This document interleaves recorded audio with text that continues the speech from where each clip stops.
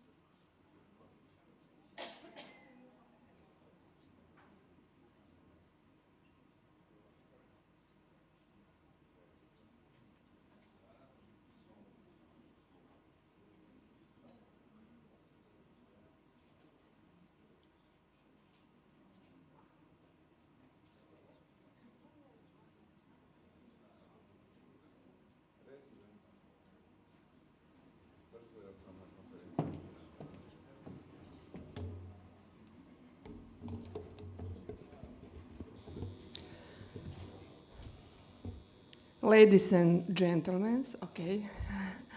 Dear colleagues, representative from institutions, professions, and civil society organization, dear guests from across the Europe.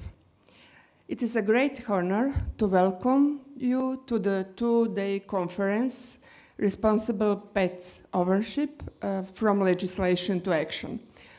Over the next days, we will jointly address one of the most important challenges in animal welfare today, ensuring better welfare for dogs and cats in Europe and building a system that is effective, sustainable, and harmonized across all member states. Also, I wish you a warm welcome in Croatia, in our capital city, Zagreb, and I hope you will have enough time in coming days to see some monuments and to taste our traditional Croatian food. We met at the moment when European animal welfare policy is at turning point. After many years of work by experts, organizations, institutions, and citizens, we have the new proposals for regulation on the welfare of dogs and cats and their traceability. The first comprehensive EU-level legislation in this area. This proposal is a historic milestone, not only because it established common European standards for the first time, but because it directly responds to the practical challenges we face every day. This moment is particularly significant. On 19 June this year, the European Parliament adopted its position on proposals, confirming key elements such as mandatory microchipping and registration, interoperable databases, and clear, stricter requirements for breeders. The Council of the European Union adopted this mandate in June 2024, and the proposal is now in the phase of trialogue negotiation between Commission, Parliament, and the Council, the final stage before adopting the final text of the regulation. We are all aware that illegal pet trade, inadequate breeding conditions, lack of controls, and non-harmonized identification and registration system harm not only animals, but also citizens, veterinary professionals, responsible breeders, and ultimately public health. This is why the significance of this regulation is so great. For the first time, it will introduce harmonized rules for breeders and sellers across the EU, establish mandatory identification and registration of dogs and cats through interoperable systems, strengthen the traceability of each individual animal, set clear requirements for online selling, and create EU-wide animal welfare standards.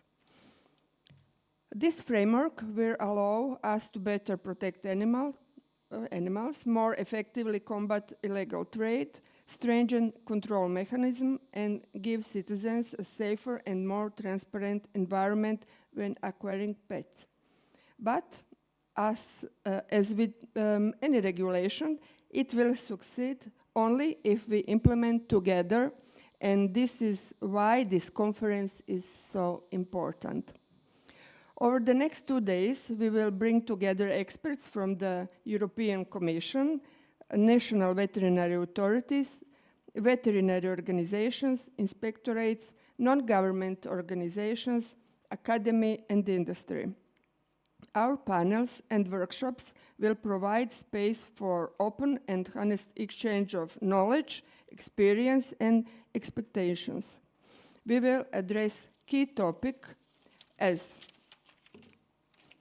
the professional capacity of veterinarians and breeders, responsible ownership and communication with the public, identification and traceability, and the crucial issue of enforcement and cross-border cooperation in combating illegal trade. These are all essential components for the successful implementation of the regulation. Law provides the structure, but its effectiveness relies on the professionals and institutions that enforce it, the citizens who understand it, and the cross-border cooperation that support it. Dear colleagues, we can proudly say that Europe is moving towards a high level of protection for dogs and cats. We must also recognize the work ahead of us, aligning national systems, strengthening education, modernizing registries, reinforcing inspection capacity, and building mutual trust among countries. I would like to thank organizers, RSPCA Europe and Purina Pet Care Europe for making this gathering possible, as well as all speakers and participants who will share their knowledge and expertise in the coming days. I wish us a productive conference and open dialogue because our shared goals is clear: to build a Europe where every animal is protected, every owner is responsible, and every system strong enough to ensure the effective implementation of regulation that will improve welfare of dogs and cats for generations to come. Now, I would like to announce our distinguished speakers to address the conference participants. Unfortunately, due to obligation, he could not be physically with us, but the Commissioner for Animal Health and Welfare, Mr. Oliver Varhelyi, is addressed the gathering with a short speech.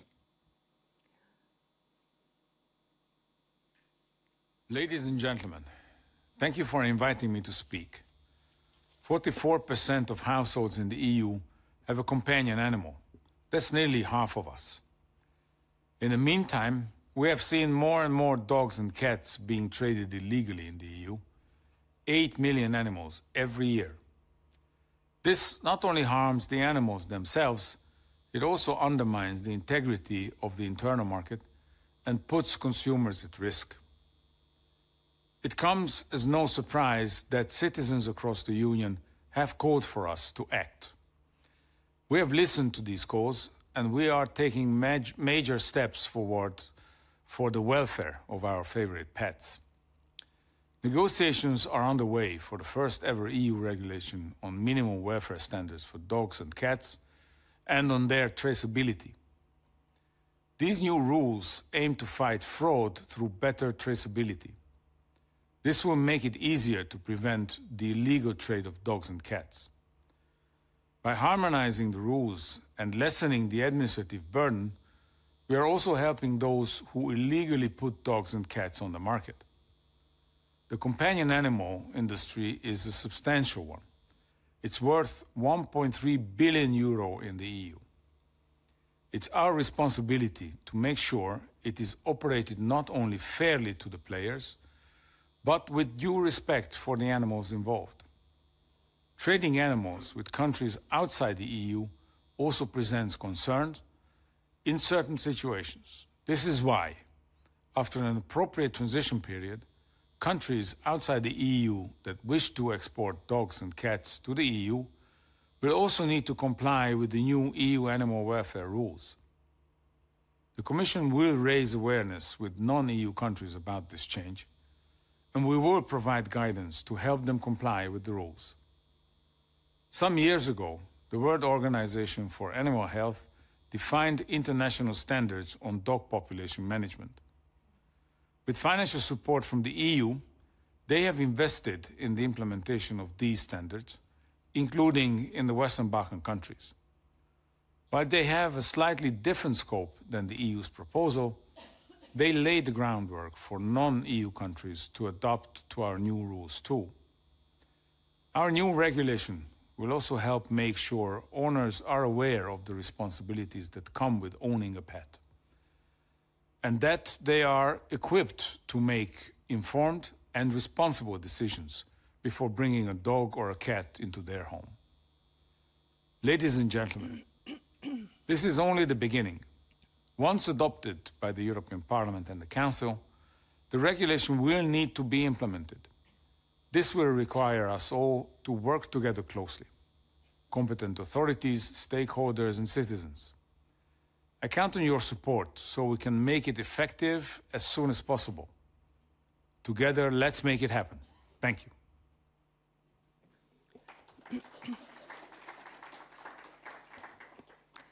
Thank you, Commissioner, for this message.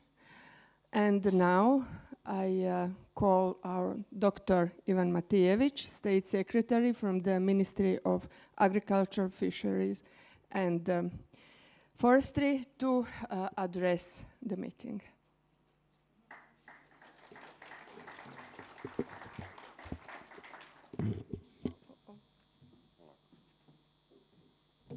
Good morning. Welcome to Croatia. Welcome to Zagreb. Poštovane dame i gospodo, drage kolege i gosti. Veliko mi je zadovoljstvo pozdraviti vas na konferenciji Odgovorno vlasništvo nad kućnim ljubimcima od legislative do provedbe. Danas se okupljamo u važnom trenutku za Europu jer pred nama je novi prijedlog uredbe o dobrobiti pasa i mačaka i njihovoj sljedivosti.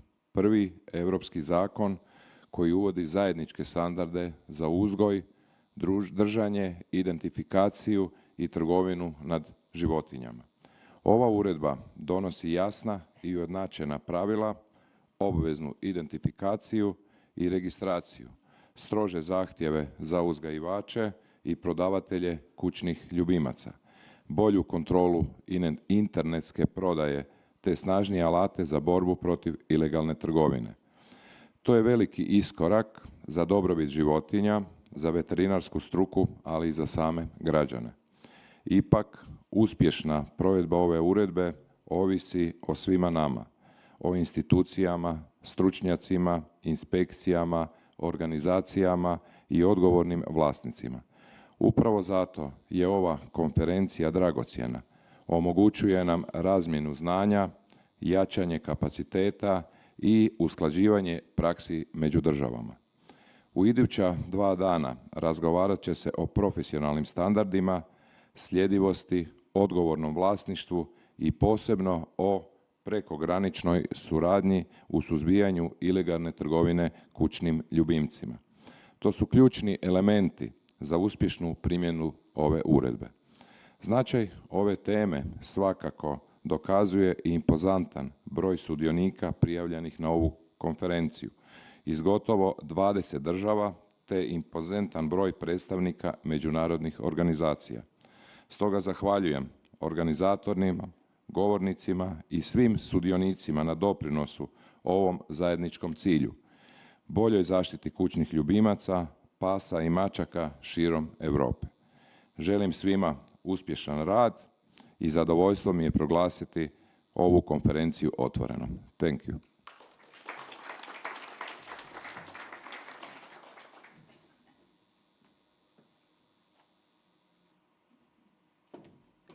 Thank you, Dr. Matijević. Finally, I will hand over the floor to the organizers, to the IRSPCR and Purina Pet Care Europe and Mrs. Hammond. Please address the participants with a few words.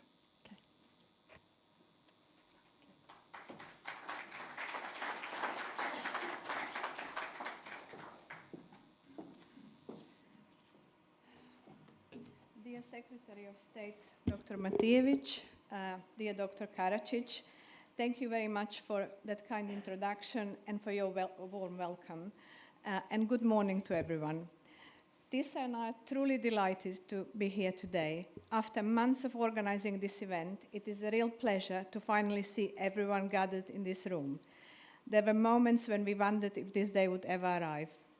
I have worked in animal welfare for 24 years, and the upcoming EU regulation finally introducing EU-wide rules to safeguard the welfare of dogs and cats It's something that our sector has been striving towards for many years. Commissioner Varhelyi's message made it very clear. We need this regulation to protect the welfare of dogs and cats across Europe. It will ensure full traceability in the dog and cat trade and help us take the necessary steps to combat the illegal pet trade. RSPCA Europe has a particular interest in EU enlargement, and we are delighted to see such a strong participation today from candidate and the potential candidate countries. We believe these early discussions are vital as we prepare to welcome the new regulation. And of course, it is always a great pleasure and wonderful to see familiar faces and be among friends. I would like to thank our colleagues from the Croatian Veterinary and Food Safety Directorate and the Croatian Veterinary Chamber for their assistance and support.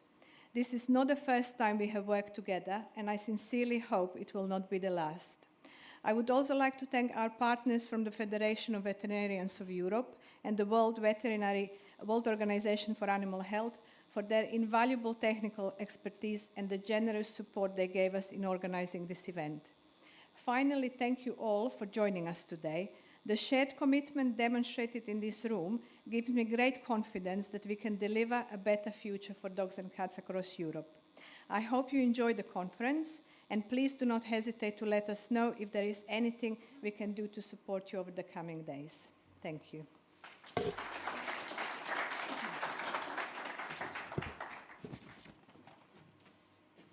Thank you, Alex, and good morning to everyone also from my side. I feel indeed very, very privileged to be here with you today to listen, learn, and share. At Purina, nutrition is at the heart of what we do, but it's not all what we do. We are dedicated to making positive impact for pets, their owners, and the planet by focusing on our 6 Purina commitments. And one of those is responsible pet ownership. Our mission is to enhance the lives of pets and their owners, and we are dedicated to promoting a culture of responsible pet ownership across Europe. This conference today, it's a testament to that commitment. And as we bring together the key stakeholders in a region to discuss how we can turn legislation into action. As the Animal Welfare Commissioner mentioned earlier, more than 44% of the EU households have one or more of Europe's 299 million, yes, 299 million pets. And these statistics shows how important our work is today as we strive to ensure the welfare of these beloved companions. We have a really exciting program lined up over the next 2 days, and our sessions and interactive workshops will cover a range of topics. On the day 1, so today, we will focus on the role of institutions and professionals in promoting best practices for dog and cat traceability and welfare. And on day 2, tomorrow, we will discuss the topics around building the rapid enforcement network across Europe for the implementation of the new regulation. So our goal for this conference is to build on discussions and lessons learned. We will create an outcome report summarizing our discussions and key takeaways, which will be shared with you, all of you, in the due course after the conference. In addition to all the informative sessions, we have a fantastic social program planned, including a guided visit to a beautiful city of Zagreb and then a lovely social dinner. This will be a wonderful opportunity for networking and connecting. I would really like to take a moment to thank everyone who is here today, and a special thanks to our speakers who have generously agreed to share their time and expertise with us. So thank you all for joining us today and for your efforts to make a positive impact for the future of dogs and cats in Europe. And now, without any further ado, it's time for our first session, which is called Insights into Upcoming Regulation on Welfare of Dogs and Cats and Their Traceability, which will be very kindly chaired by Dr. Ivana Lohman-Jankovic from Animal Health Services at the Ministry of Agriculture's Veterinary and Food Safety Directorate. Please, Ivana, thank you very much. Thank you, Tisa.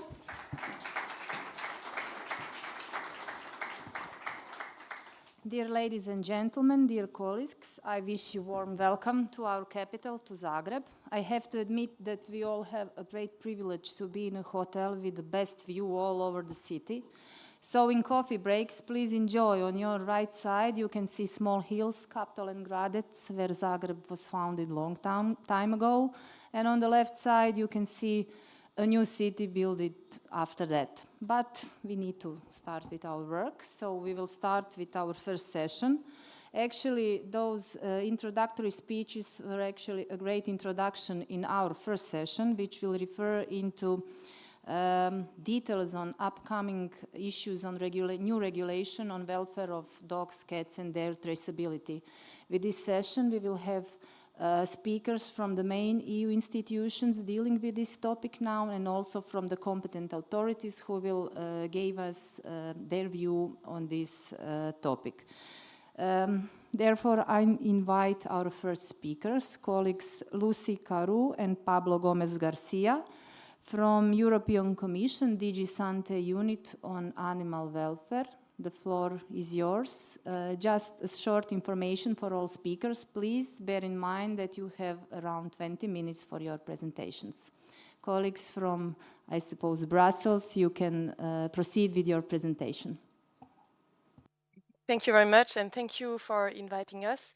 I really would like to thank the organizers for organizing this very timely and important conference, and thank the Croatian authorities for hosting it.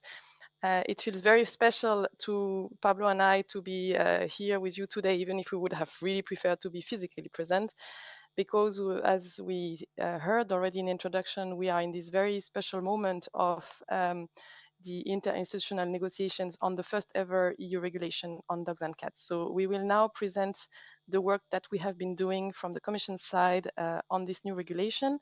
And Pablo will introduce the original Commission proposal as it was tabled in December 2023. And then I will move on to what happens since then. Pablo, over to you. Thank you very much for that introduction. Good morning, everyone. Welcome to this presentation on the proposed regulation of the welfare and traceability of dogs and cats. As stated in the Commission proposal from December 2023, this regulation aims to improve the lives of our dogs and cats, prospective owners, and providers across the European Union. In this presentation, we will explore the key aspects of the proposal, including the minimum welfare standard requirements and the improved traceability of systems for dogs and cats.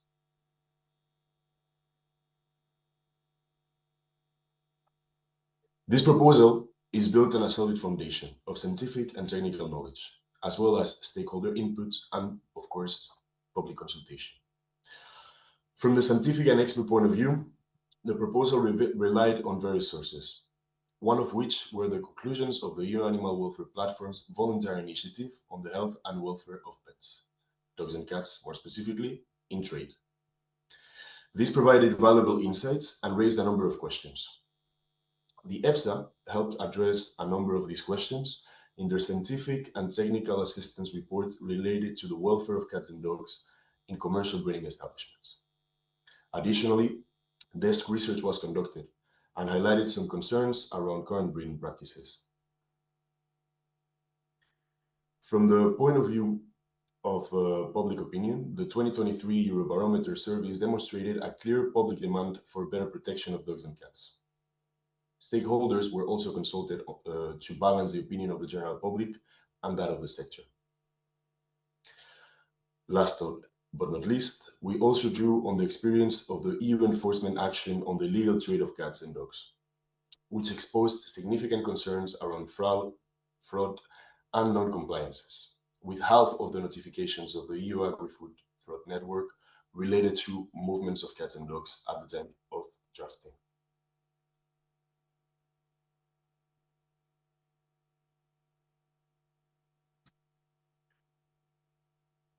Our analysis revealed three key issues that necessitated the adoption of this proposal. Firstly, the lack of EU rules and the diversity of national rules had created an uneven playing field for operators, making it difficult for them to compete fairly. Secondly, the suboptimal level of welfare in certain establishments was causing unnecessary animal suffering, which was deemed unacceptable. And thirdly, the existing traceability systems were inadequate, allowing for illegal trade to thrive. Because of all of that, it was estimated that the consequences of these issues were far-reaching, affecting not only the animals themselves, but also prospective owners and people in the sector. And thus, a regulation proposal was drafted.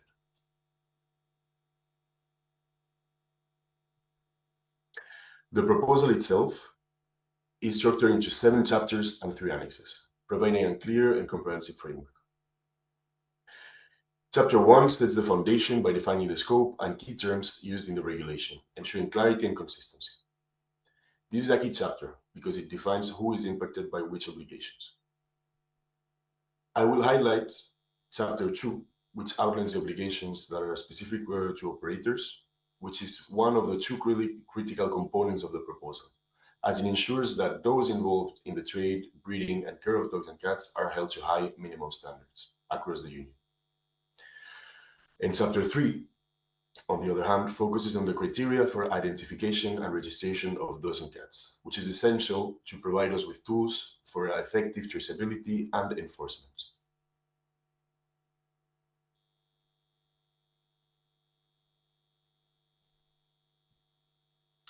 So as I just mentioned, Chapter 2 focuses on the obligations for operators and establishments.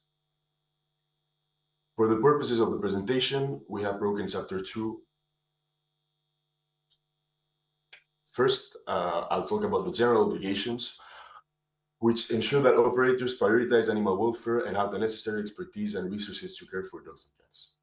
These include following general animal welfare principles, ensuring a certain degree of competence for caretakers involved, registration of any establishment putting dogs and cats on the market, and not only that, but also an approval which has to be granted upon inspection of breeding establishments, more specifically.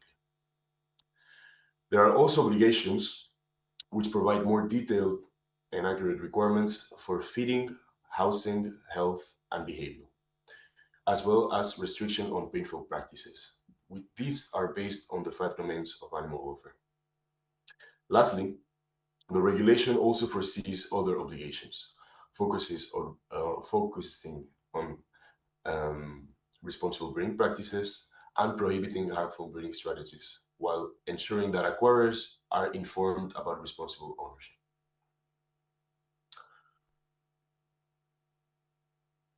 Moving over to a more in-depth look at Chapter 3. In this chapter, we outline the digitalization provisions that will support the traceability system for dogs and cats, ensuring that they are properly identified, registered, and tracked throughout the supply chain. As stated before, this is intended to prevent fraud and provide a way to ensure compliance with the minimum standards that we just discussed. These provisions rely firstly on an obligation to identify and register in a national database all dogs and cats which are put on the market. These databases, in turn, are to be rendered interoperable, which would also allow sellers to prove that they comply with the identification and registration provisions across the Union, ensuring that we do not lose data or information while considering movements across borders within the Union. This same solution should also allow buyers to use a new online verification system to check the authenticity of the identification and registration of a dog or a cat at the time of purchase or obtention. Additionally, by controlling the entry of animals into the Union, since only those in a list of approved countries and establishments of origin would be allowed for commercial imports, and requiring registration of microchips within 48 hours of arrival to the place of destination within the Union, we foresee that we would close the loopholes in this identification and registration system and prevent fraud, unfair competition, and of course, the exploitation of these animals. And now I will pass the floor back to Lucy. Thank you, Pablo. So this is in short the content of the original Commission proposal. But just to complement the picture, you need to keep in mind that the Commission proposal is also foresees some delayed application of certain provisions because there is the notion that there will be the adoption of the new regulation at one point in the future. Then there is a 2-year period before the whole regulation becomes applicable. So all the stakeholders, competent authorities, and so on have 2 years in any way to get prepared to apply the new rules. And for certain provisions, we have delayed application. And here you see on the screen some examples that of what is foreseen in the Commission proposal.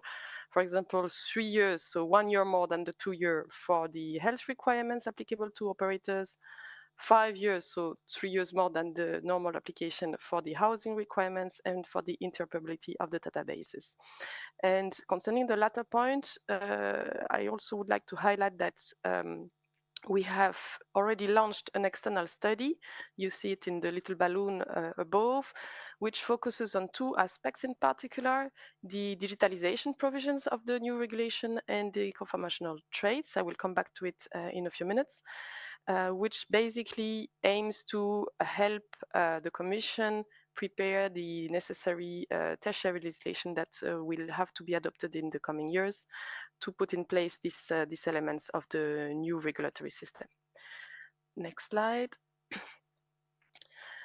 So this is for the Commission proposal. Now we move to the next steps. As you know, the Commission is not a legislator. We only propose regulations or directives.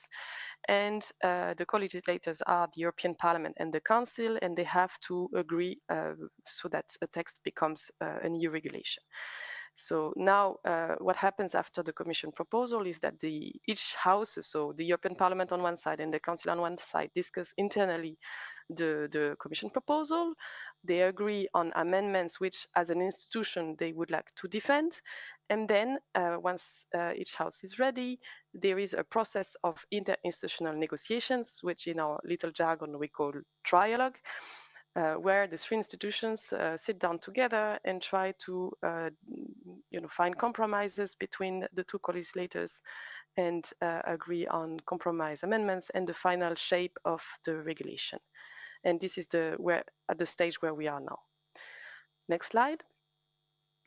So what I will do now is that I will summarize the main elements, and this is not an exhaustive list, of the amendments that the Council as an institution has put on the table for this specific Commission proposal. But as I said, this is not an exhaustive list, and these amendments are being discussed in this trialogue process. So the first one I would like to flag is concerns foster homes.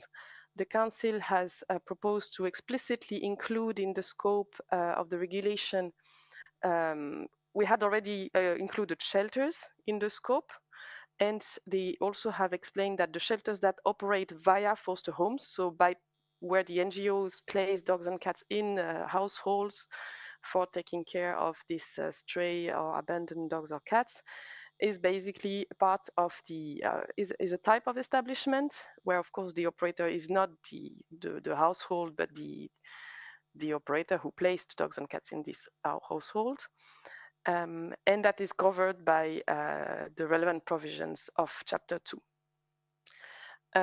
They also have introduced an addition that concerns hybrids. Namely that the breeders would not be allowed to breed or to reproduce a dog or cat together with a wild species in order to produce a hybrid animal. So, for example, a dog with a wolf. This is proposed to be banned because of the impact on the welfare of the dogs and cats that are involved in this reproduction, and also because of the behavioral problems that there are with keeping hybrids. The hybrids are not adapted to be kept as pets. Third, they have, let's say, operationalized quite a lot the provisions that the Commission proposal included on breeding strategies. So Pablo already said that the original proposal was suggesting to ensure that the breeders would not have breeding strategies that lead to detrimental effects on the health and welfare of the animals. And the Council has put amendments to make this more operational, if we can say, by explaining that in particular, the breeders should exclude from their breeding program any animal that has extreme conformational traits, and that also such animals that have extreme conformational traits should not be shown in aesthetic shows and competition of dogs and cats, so as to really slow down the tendency to go towards extreme traits that have detrimental effects on the health and welfare of animals. And they also have foreseen an empowerment for the Commission to have a list of, or lay down a list of what are these extreme conformational traits that have to be excluded from breedings and from the shows and competition. And the fourth example of amendment that I wanted to highlight concerns training. So as Pablo said, the Commission proposal already had some provision regarding training and competence of caretakers. So the idea of the Commission was that all caretakers in the establishment should be either trained or have professional experience or have an education that ensures a certain level of competence in handling animals, or dogs and cats in particular. And the Council proposed to keep this and to add that on top of this, at least one caretaker per establishment should have followed a specific training that is basically approved by the competent authority. Next slide. So this was, in short, the main elements of the Council amendments. There are others. If we look at the Parliament now, they have foreseen many amendments. I will just give a few examples. First, one of the amendments, and this was already mentioned in the introductory speeches, is to extend the traceability provision that were in the original proposal. So in the original proposal, the Commission is proposing that all dogs and cats which are placed on the market or kept in establishments should be identified and registered in these interoperable databases that Pablo mentioned. What the Parliament has proposed is to go one step further by requiring that also the dogs and cats that are not placed on the market but that are just kept by pet owners should be identified and registered to close any loophole and have, let's say, a 100% fraud-proof traceability system. So this is one of the amendments. Another amendment is to have an exemption for farmers, or rather agricultural holdings, introduced in the scope article of the regulation. And the reasoning that they have explained in a recital is in particular targeted at farmers that use roaming cats for catching rodents, for example, that should not be impacted by the provision of this regulation. Another amendment that they have put on the table is to ban the keeping and the sale of dogs and cats in pet shops.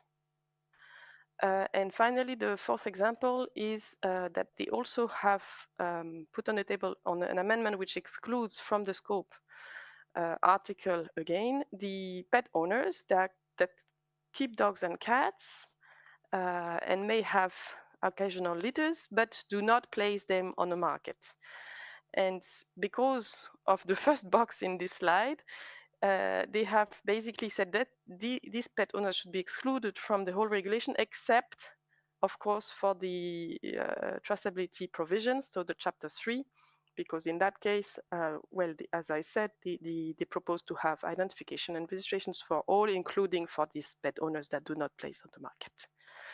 So I think this is, no, there is another slide. Next slide, please, where I just highlight a few more amendments, which are both in the Council mandate and in the European Parliament mandate. So one of these amendments is basically concerns the modalities of how to implement the interoperability system between the national databases that will register the dogs and cats microchip and identity.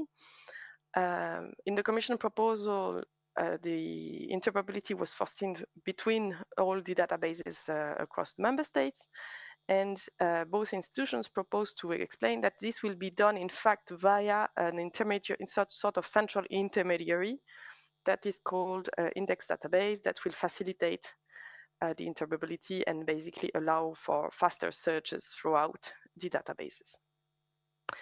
Another amendment that you can find in both mandates from the Council and Parliament concerns non-commercial movements for entry into the Union. And I will take just 2 minutes to explain because this is a bit complex. So this issue is related to the fact that, and I'm sure you will come back to it in the discussion tomorrow, there are evidence of very frequent fraud with so-called non-commercial movements. So it's a movement where which is declared to be done by a pet owner with his pets for entry into union with his pets or a representative of the pet owner. But the animals are declared to be pets and not intended to be placed on the market. And in fact, evidence has shown that in a significant number of cases, this was in fact fraudulent trade and not pet ownership. And therefore, to address this recurrent fraud pattern, the Commission proposal had already foreseen some provisions, and the Council and Parliament have proposed to modify the approach to this problem by foreseeing a so-called Union Pet Traveler database, where those who declare to be pet owners intending to enter the Union with their pets would have to pre-notify their intended entry into the Union in this database, so that the member states can then have data available to be able to do targeted controls. So this is the part that is common in the two mandates, Parliament and Council. And Parliament has also, on top of that, added an amendment, which is not in the Council mandate, where these non-commercial movements would have to be also registered at the border, so at the member state of entry into the Union. And finally, the last amendment I would like to highlight, and which is in both the Council and Parliament mandate, is a bit different approach to stricter national measures. In the original proposal, we had the notion that this is a regulation, so it aims to have a certain level of harmonization, and therefore, for future national legislation, the stricter national measures would be restricted to certain areas of the regulation. What the co-legislators did is to extend it to any area of the regulation for which member states would be allowed to go beyond in terms of protecting the dogs and cats, provided, of course, that there is no incoherence with the principles of the internal market and no incoherence with the regulation itself. So this is, in short, what we wanted to present to you today. As I said, now we are in this phase of interinstitutional negotiations. So what I present to you as these amendments are all being discussed. And as we say, and nothing is agreed until everything is agreed. We hope that these interinstitutional negotiations will conclude positively very soon, and we are very excited about this perspective. And basically, we thank the organizers for this conference and wish you all the best in the next 2 days. Thank you. Thank you, colleagues. Thank you for giving us the background and also the overview of current status of this new regulation. All those who are actively involved in development in this piece of legislation are actually quite aware how complex actually it is. The perspective from the European Parliament on this topic will be given by our colleague, Claudia Vinci.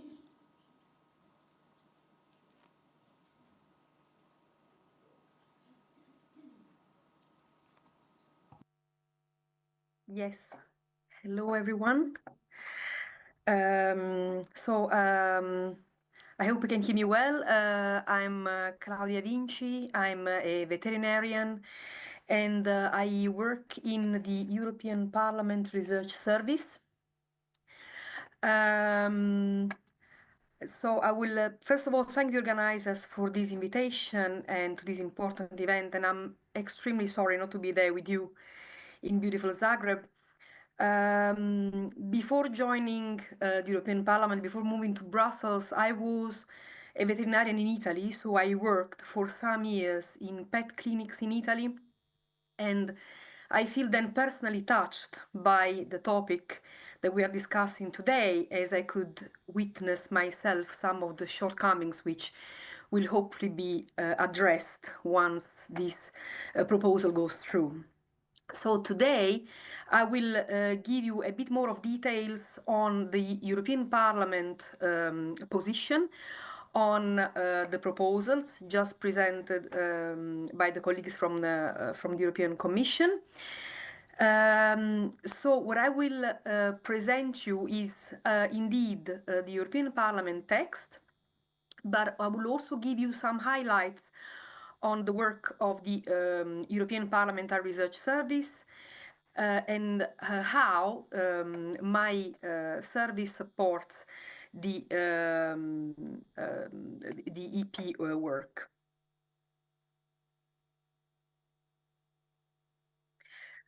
So, first of all, let's talk about the text adopted by the European Parliament. The amendments to the proposals for the regulation of the European Parliament and the Council on welfare of dogs and cats was adopted in June 2025. So here you will have some of the main amendments to the European Commission proposals. I would start with the purpose and the scope of the application. So the regulation will cover the breeding, keeping, marketing and importation of dogs and cats into the European Union. However, it will not apply to individuals who keep dogs and cats as personal or family pets and allow them to reproduce with a limit of 1 litter per species and per household within an 18-month period, as long as the animals are not placed on the market. So to ensure that occasional and non-commercial donation of small numbers of dogs and cats by private individuals fall outside the scope of the regulation, then members decided to refine the definition of placing on the market. Indeed, under the amendment amended definition, the placing on the market is intended for sale, offering for sale, distribution, or any other transfer of ownership of responsibility, which may be against payment or even free of charge. However, it is excluded the occasional and irregular donation of small numbers of dogs and cats made by private individuals, as long as these pets are not placed on online platforms. Moving forward, we have here the obligation of establishment operators. So animal operators and carers would be responsible for the welfare of dogs and cats kept in their establishment and under their control, and for minimizing risk to their welfare. As Lucy already said, it is introduced the case of foster homes. So here the responsibility would lie with the operator on whose behalf the dog or cats are kept. And of course, operators must not commit any act of cruelty, abuse, or mistreatment of dog or cats, and must not abandon dog or cats. Regarding exemption from the obligation, members propose distinguishing between establishments based on the size. If a breeding establishment has a maximum of 2 litres per calendar year produced for marketing, then only certain obligation may apply. So here we have another amendments extremely important, so a ban on cross breeding and breeding dogs and cats with excessive conformational trait.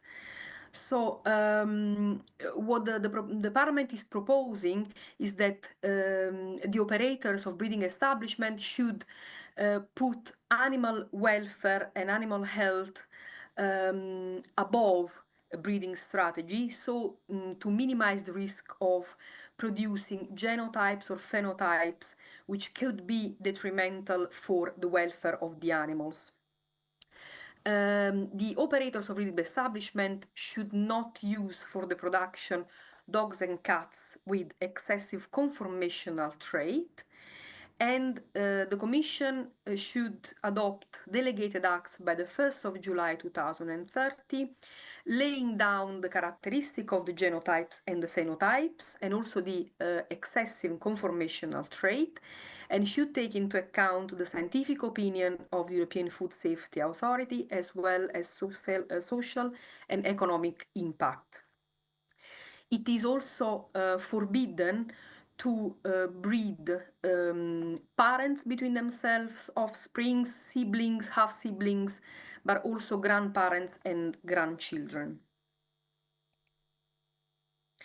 Regarding the presence to show, exhibition and competition, the operators of breeding or selling establishment should not use in aesthetic shows, exhibition and competition such dogs and cats with excessive conformational traits or pets which have been mutilated.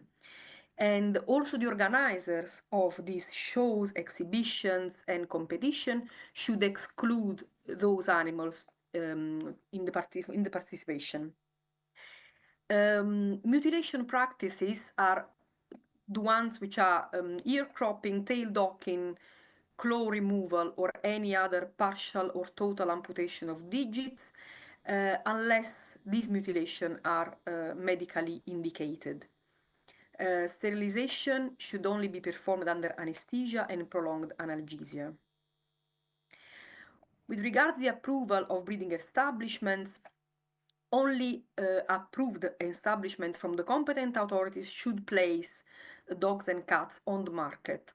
The approval can be obtained after the competent authorities carries out an on-site inspection to verify that the establishment meet the requirement of the regulation, and this inspection can be also done remotely, as long as, of course, information retrieved could be reliable. Regarding identification and registrations, members call for all dogs and cats in the European Union to be identified by a transponder containing a microchip implanted under the supervision of a veterinarian. Operators of the establishment should ensure that dogs and cats born in their establishment are individually identified within 3 months from their birth, and in any case before the date of their placing on the market.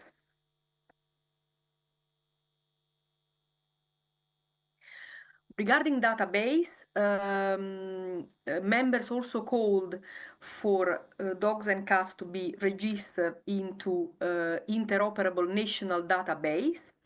The microchip identification number and the information should be then centralized in an index database managed by the Commission, and information should be then publicly available.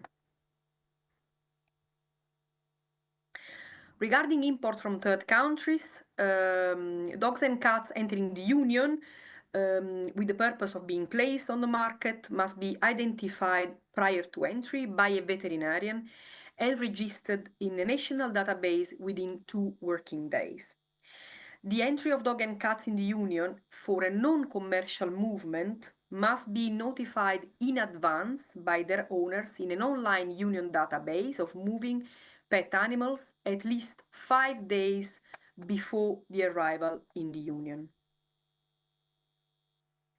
Other amendments which have been proposed are, for example, the creation of an EU positive list for pets other than cats and dogs, as it happens already in some member states, and therefore it is called to have a common union framework.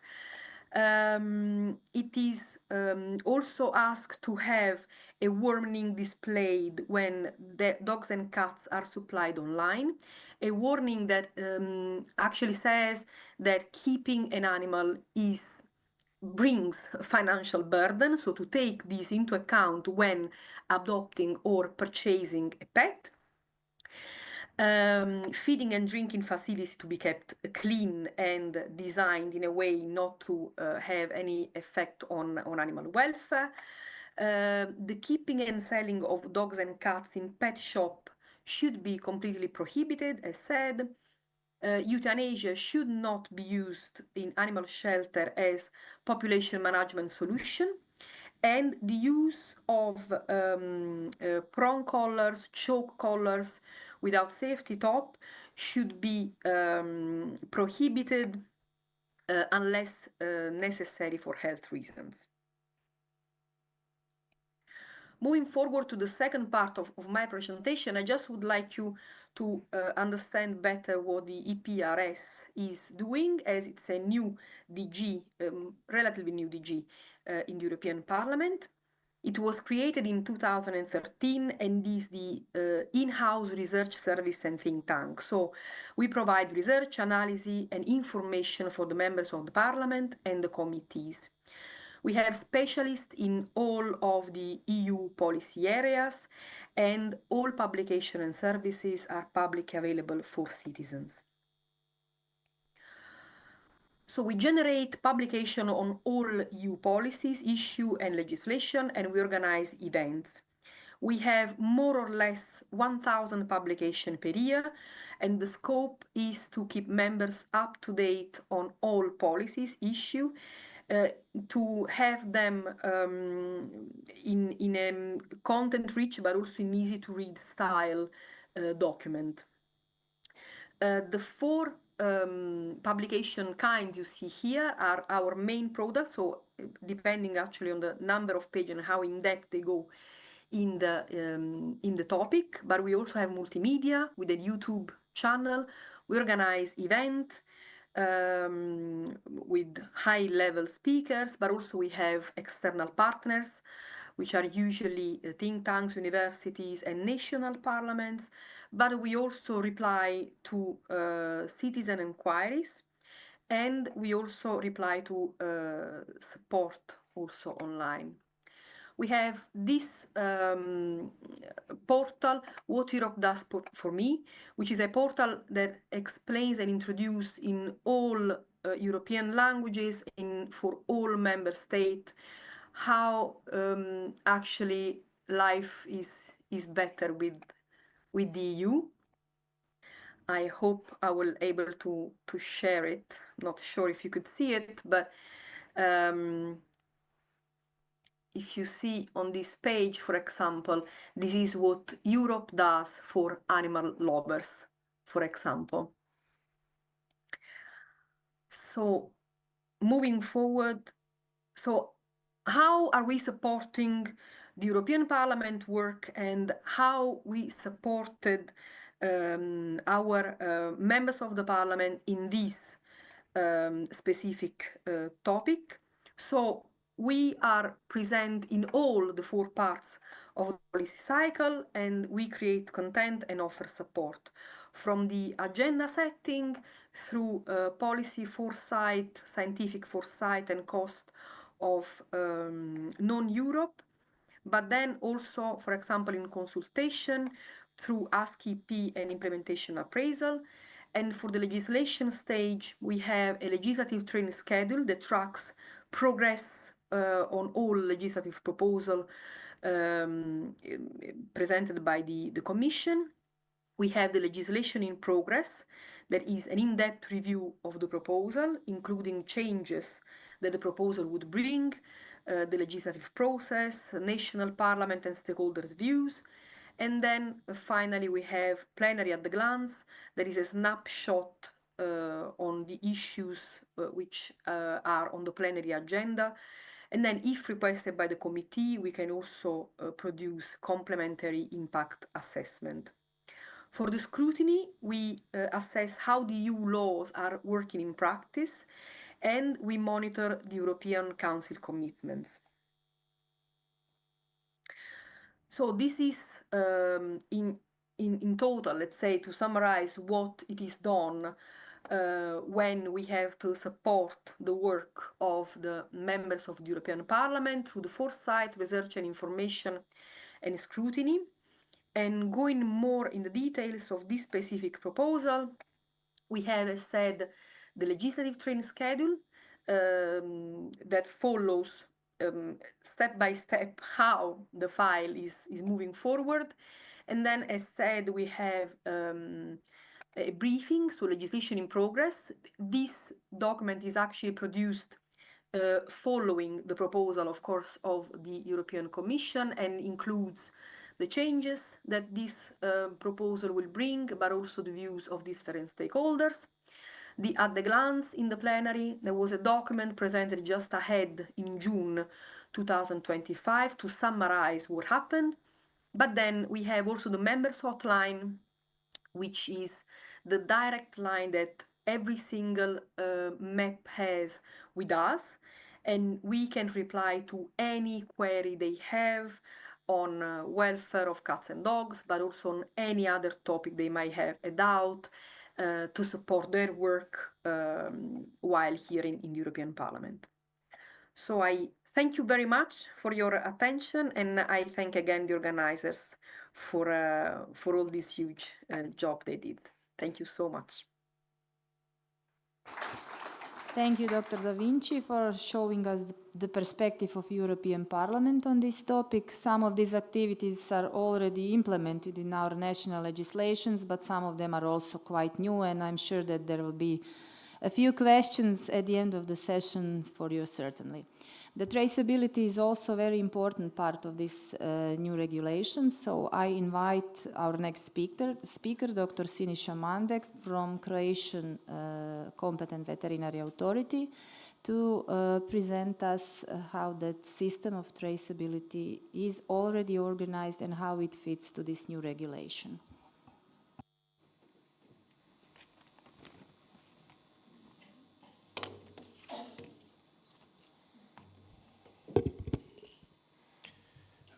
Thank you very much, Ivana. Dear guests, welcome to the Zagreb. My name is Siniša Mandek from Croatian Veterinary and Food Safety Directorate, and my presentation show past and the perspective of responsible pet ownership in Croatia. So, identification and registration of pets are essential components of responsible ownership, population control, and animal welfare. And in Croatia, this system began developing in 2003 with the establishment of the Central Pet Registry, laying the foundation for the modern, digital, and transparent database of companion animals. Mandatory identification and registration of dogs were introduced in 2004 with the implementation of the national database. All processes related to the microchipping and vaccination of dogs, cats, and ferrets were fully digitalized. This system relies on the three key identifiers: microchip number, passport number, and owner personal identification number. These three elements ensure accurate identification of both of the animal and the owner. The Central Pet Registry, LISACAN, is administered by the Ministry of Agriculture through the Veterinary and Food Safety Directorate, and pet owners are legally obligated to maintain accurate and up-to-date data. Failure to comply may result in financial penalties.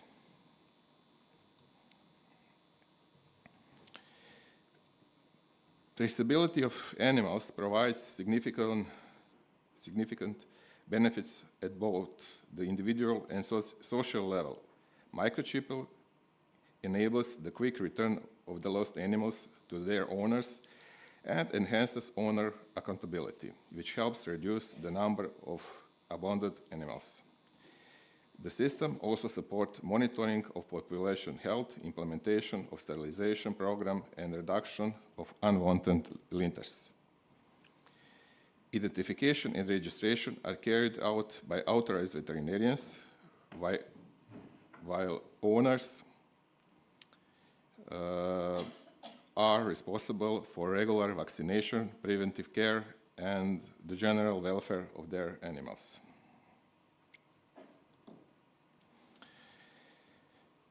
As I say, the system has been in production since 2003, and since then, the system has undergone several major upgrades. In 2011, migration from MySQL to Oracle, and connection with the national IT system, Swiss. In 2012, introduction of strict owner identification via state personal identification system, expansion to registration to cats and ferrets. In 2014, we have integration with the e-citizen platform and development of mobile application for veterinarians. In 2019 and 2020, we have an introduction of new models. That is help desk, incident reporting, shelter registry, and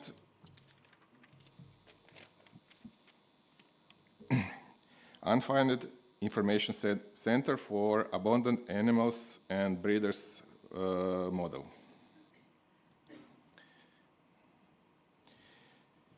In 2024, we have technological modernization, Oracle 19C, Apex 23.1, and connection to the new e-agriculture portal, enabling online submission and user identification via e-citizens. Today, our system includes a wide range of the records. So, we have identification and registration of animals, pets, vaccination, information about dangerous dogs, rabies examination, animal shelters, breeders, pet shops, transporters, zoos, veterinary organization, veterinary praxis, authorized veterinarians, veterinary pharmacists, and more. This is how it looks like, our Lisacan database with all our models.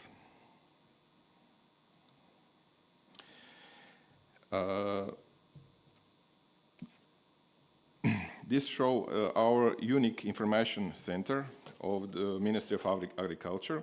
This is central platform for abandoned and lost animals. This is a web platform. You can see on that slide abandoned animals in Croatia, last 8. And you can see for every animal you have some information. This is dog Paco, and he is in the shelter in Bjelovar town near Zagreb.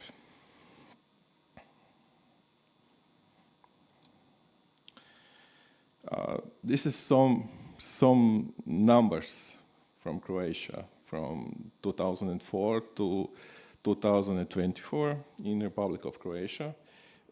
On this slide, you can see that we have our best year is 2012.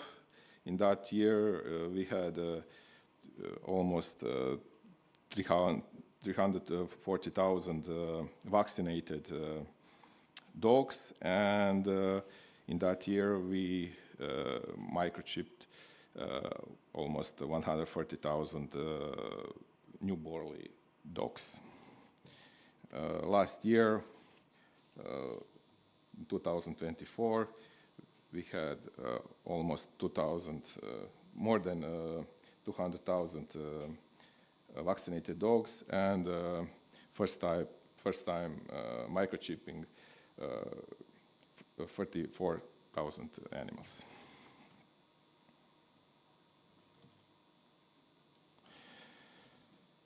So this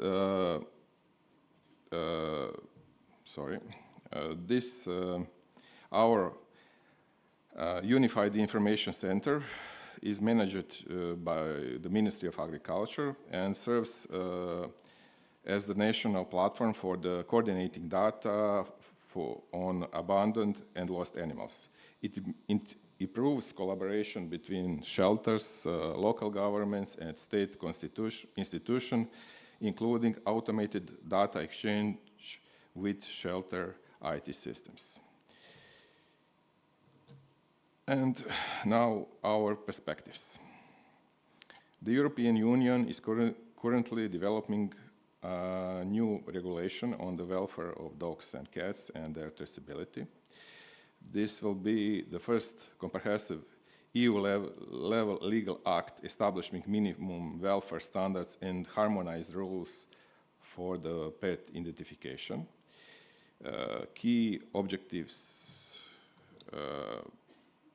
include harmonizing regulation across all member states, strengthening cross-border trade control, combating illegal pet trade, creating a transparent EU-wide database allowing verification of an animal origin.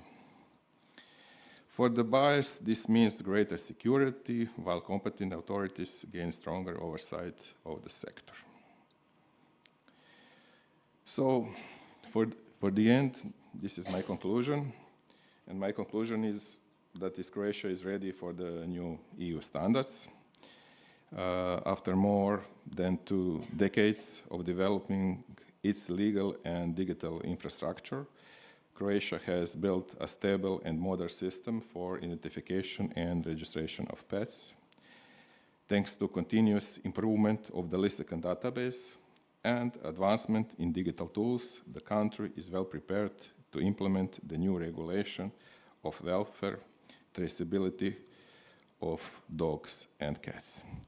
And this is the end of my presentation. Thank you. Thank you, Siniša. We started a long time ago with only microchipping, and now we have connected shelters and lots of other activities like dog breeders, so we are constantly growing up. How it is done by one candidate country, the perspective related to this new regulation will be given by our colleague Jorgen Dedja from the Ministry of Agriculture and Rural Development of Albania. The floor is yours, colleague.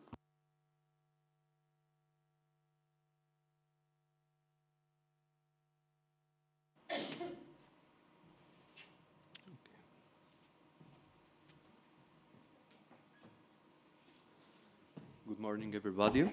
First of all, let me to say it's a pleasure for me to be here in Croatia, and it's pleasure to meet each other in this kind of meetings.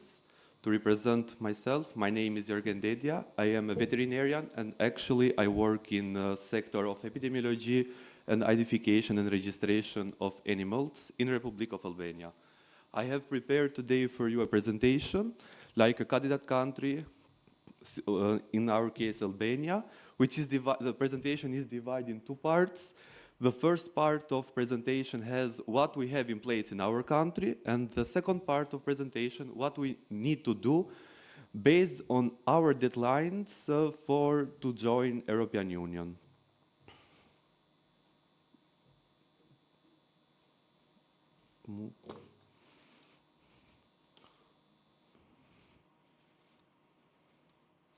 Okay. So regarding the content of my presentation, the perspective of our country, legal framework and identification and registration system, legal framework for non-commercial movement of pet animals, our structure, livestock and veterinary information system, which we have in place, laboratory, distribution of the blank passport, awareness campaign, which has done in our country, key challenges, some recommendation for improvement, our future plans and conclusions. So, Republic of Albania, as a EU candidate country, is committed to align the animal health and welfare policies with the European Union standards, particularly regarding the responsibility of the pet ownership and the management of the stray dog and cats. Recent progress include the update to the veterinary legal framework and the implementation of the national identification and registration system for the pet animals and for stray dog and cats.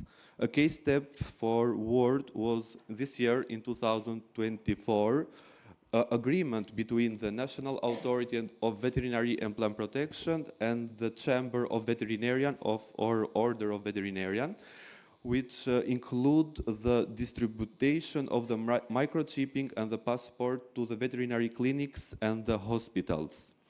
While Albania continues to face challenges such as limited infrastructure, public awareness and the enforcement of capacity, the year 2025, the pet registration initiative represents a major milestone toward the harmonizing national practice with the EU standards. Regarding the legal framework for pet animals, which we have in place in our country, since 2011, we have enforced the law on the veterinary service, which is amended, and we have largely approximate, let's say, some of the European Union regulations. For example, in 2023, we have approximate and approve the regulation for the non-commercial movement of the pet animals, which has approximate two regulations of European Union, 567 2030 and the regulation 577 2030. Also, in the year 2023, we have approved the regulation on the operation of the veterinary clinics and vet hospitals in our country. And in the year 2024, we have approximate on another regulation for the registration of animals to the national database and their traceability. Also, in the year 2024, we have do some amendment in the criminal code in our country regarding the penalties for the animal cruelty. So, based on the law on the veterinary service in our country and in some other by law acts, in the Article 33 of the law, it's right pet animals which, for non-commercial purpose, enter or exit the territory of Republic of Albania throughout the border inspection point are accompanied by a veterinarian documentations and are subject by the veterinary control at the border inspection point. These pet animals must be identified by a tattoo or electronic identification, be accompanied by their passport and veterinary health certificate, which should be issued by a veterinarian, be vaccinated for rabies, and to have other prophylactic measures. Also, based on the law on the veterinary service, in Article 12 is prescribed all the pet animals must undergo the identification process. All the identified pet animals must be registered in the register administered by the National Authority of Veterinary and Plant Protection. Owner of the pet animals cover the cost of the hospital, of the veterinary passport and the mandatory identification of the pet animals, like microchipping. The owner of the pet animals is obliged to, within 14 days, notify the veterinary identification of the purchase of the pet animals or request the deregistration of the pet animals by the system if the pet dies or donate. Transponders are applied in our country since 2011 with improvement of the law on veterinary service, and the transponders are applied by the private veterinarian in the private veterinary clinics. Also, based on the law on the veterinary service, in the Article 53 is prescribed all the natural or the legal person has the obligation to enter in the territory of Republic of Albania with their pet animals only if their pets is vaccinated against rabies and are accompanied by their passport. Based on Article 73, in this law, owner of the pet animals has the obligation to vaccinate their pet animals for rabies disease.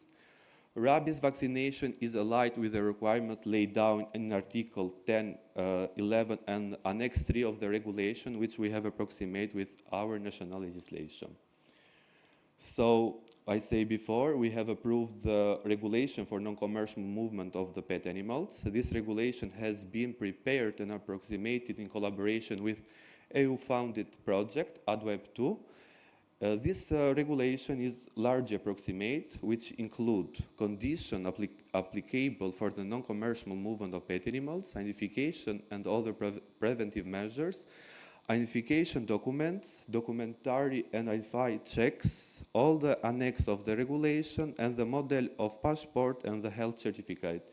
Here in the picture you can see the order of minister. Also, here is the unique passport of pet animals in our country, which is aligned with the European Union standards, and the model of the animal health certificate for movement. Regarding the health certificate issue for the non-commercial movement, animal health certificate in our territory is issued by the regional directorate, which are under the National Authority of Veterinary and Plant Protection, and the passport they are issued by the private veterinarian in the private veterinary clinics. In our country, all the animals can be by European Union member states by the passports they are issued by them. And for the third countries, in Republic of Albania, this kind of animals can be in if they complete the model of the animal health certificate, which is approved by the Order of Minister. Regarding our structure, in the top is the Ministry of Agriculture and Rural Development. In this ministry is include the General Directorate in the field development in the field of veterinary, plant protection, fishery, and in this General Directorate is the Directorate of Veterinary Policies, and this Directorate have 4 sectors regarding animal health and welfare, and the sector for epidemiology and identification and registration of animals. Also, under the Ministry of Agriculture, we have some other institutions like National Authority of Veterinary and Plant Protection, which is divided in the 4 regional directorate, National Food Authority, which have duty, let's say, control in the border inspection point, and the Institute of Food Safety and Veterinary, which is National Laboratory of Reference. Also, in the management of pet animals, let's say, include the private and the vet hospital clinic, private clinics and vet hospitals. Also, for the management of stray dogs and cats, based on our legislation, are responsible municipalities. Here we have explained, in our country we have 61 municipalities, 48 private clinics, and other structure I explained. Regarding our national database system, we have in place the livestock and veterinary information system, which is in place since 2011 with improvement of law on the veterinary service. This database information system, let's say, is divided in the 5 module or 5 section: register of farm, epidemiology, individual identification, animal movement, and the pet animals. And for every of this section, let's say, we have create reports based on our needs to prepare our strategy, and this system is integrated with some other systems like laboratory system, LIMS, which from this module, let's say, we can take in the real time result of analysis in case positive or negative for different disease. I will explain every section. The farm register consists in the farm code, which is a unique code, personal data of the farm owner, address of them, personal data of animal keeper if he is different from the animal owner, all the animals which are present in farms, because in our country we have a lot mixed farm, which have, let's say, breeding animals, and pet animals in them, type of production of farms, details regarding the official vets and private vets in the farm, and longitude and latitude of the farm. The second section of our system is the epidemiology section, which has include disease notification. Here we have all the listed disease based on the European Union regulation, vaccination and traceability of animals. The third section is individual identification for every animal which go by individual identification in our country and their traceability.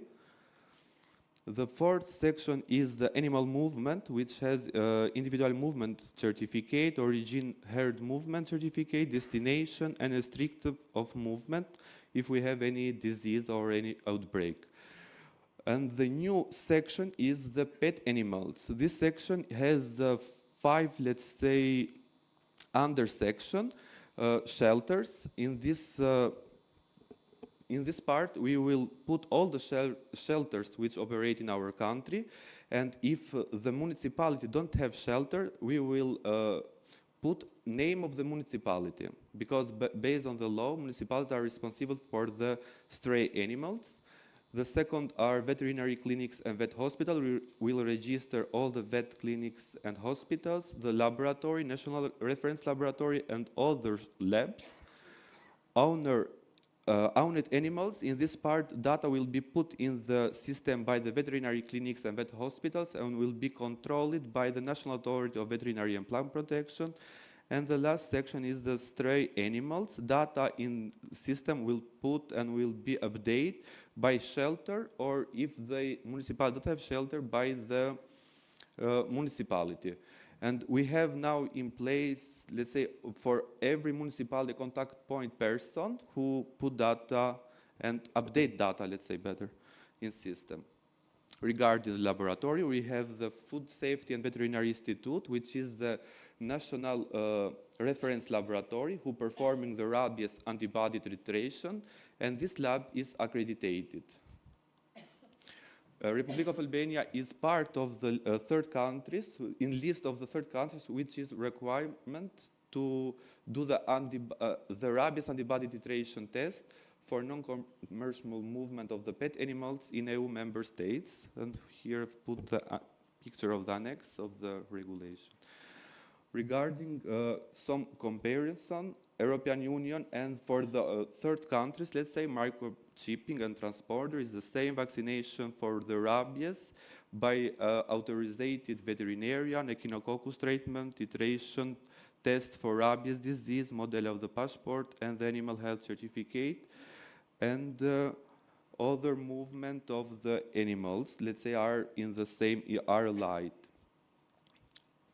Regarding the distribution of the blank passport, the blank passport with issue only from the private veterinarian and the private veterinary clinics, based on the agreement between the National Authority of Veterinary and Plant Protection and the Chamber of the Veterinarian. The distribution of the passport will be done by the Chamber of Veterinarian for passport and for microchipping. The clinics should be keeping records regarding the name and contacts information of the private veterinarian together with the reference of the passport number, and it's foreseen that the private veterinarian to keep the data at the clinic and to inform the National Authority of Veterinary and Plant Protection. Regarding the awareness campaign, Republic of Albania has do a lot of awareness campaign in cooperation with some EU-funded projects for eradication of rabies. We have do in the year 2022 and 23 some awareness campaign regarding rabies disease, importance of the disease.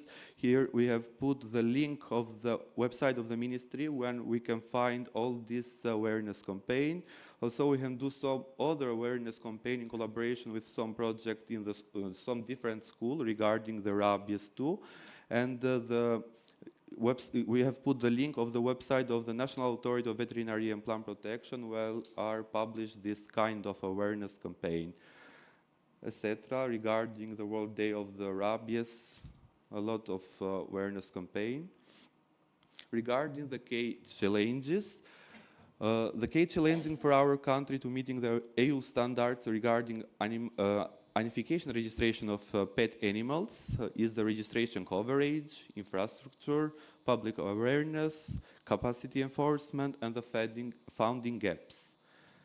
Regarding some recommendation, full implementation of the national identification registration system, strengthening border and customs controls, promote some education and awareness campaigns, enhance inspection capacity, harmonize national legislation, and cooperation between NGOs and local shelters and other actors which are included.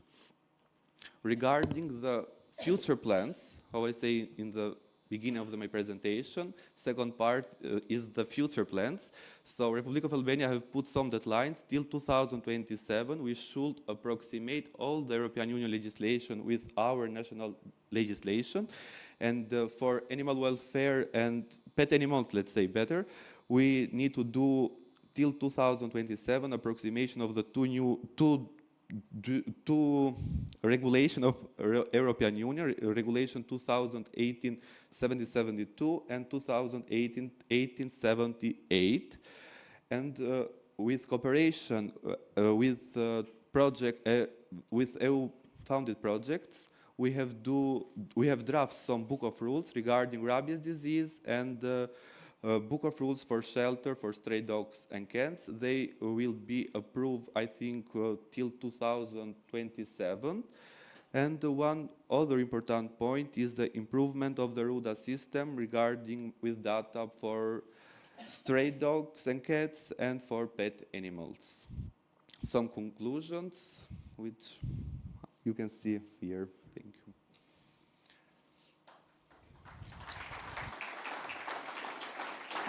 Thank you for this very detailed and comprehensive presentation, and we certainly wish you all the luck on your way to the entry into the EU and alignment and implementation of EU legislation. The floor is open for the questions for all presenters. Questions?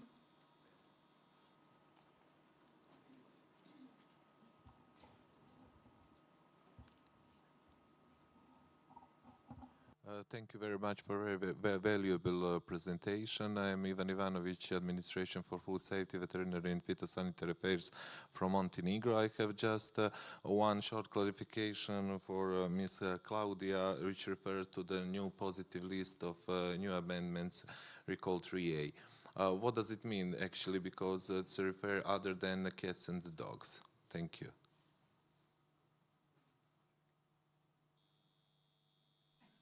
Yes, thank you for your question. It actually refers to other animals which are kept in households. So as we know that actually not all households only have cats and dogs, but also other kind of animals which can be, let's say, considered as non-conventional, and therefore it's including in the recital to have a positive list of these animals which could be kept as pets. Thank you. One more question for Ms. Sinisha Mandrek regarding the your central database. Who have actually privilege of the accessing of a database like local authorities and veterinary ambulance?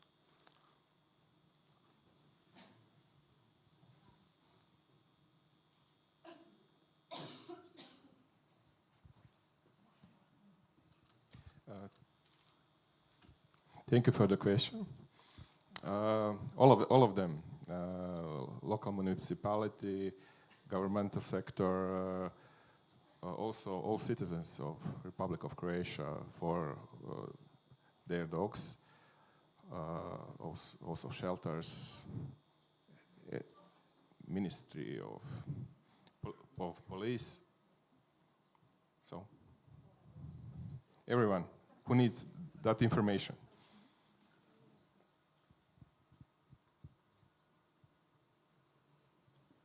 Okay, if we don't have, we still have one question here. If there's still.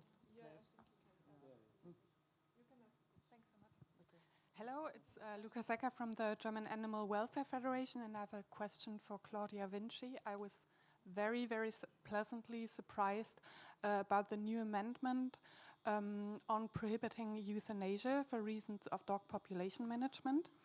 My first question would be how likely you think that this will pass? And my second question would be if, in the light of cohesion, you see a possibility for EU funding of dog population management and sterilization process.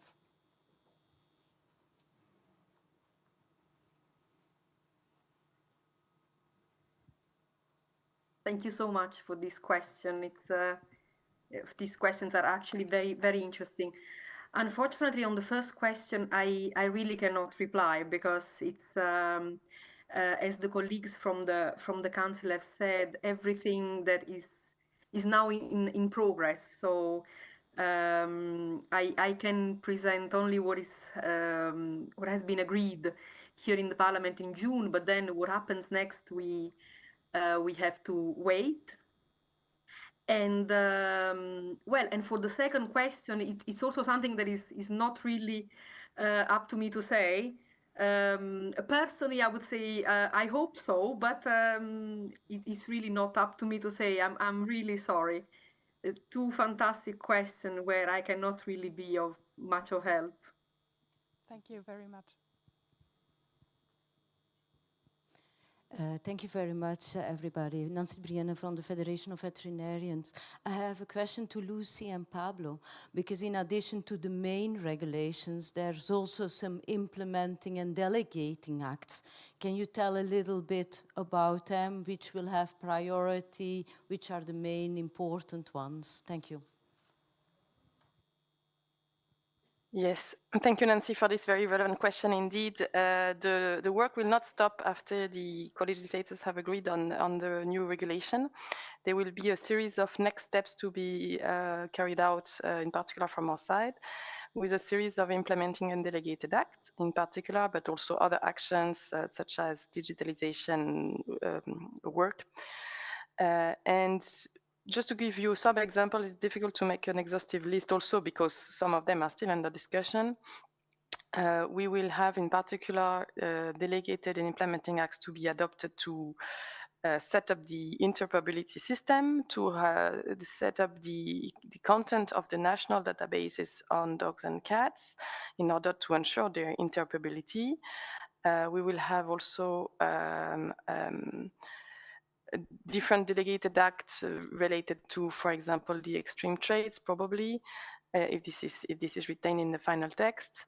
And basically what we do normally when there is a new regulation is that we start with developing what we call an implementation strategy, where we will list our plans of how to handle this big work of implementation and which delegated implementing act to start with. We will of course have to comply with the deadlines. There will be some deadlines in certain cases introduced in the regulation itself for the Commission to finalize these delegated acts.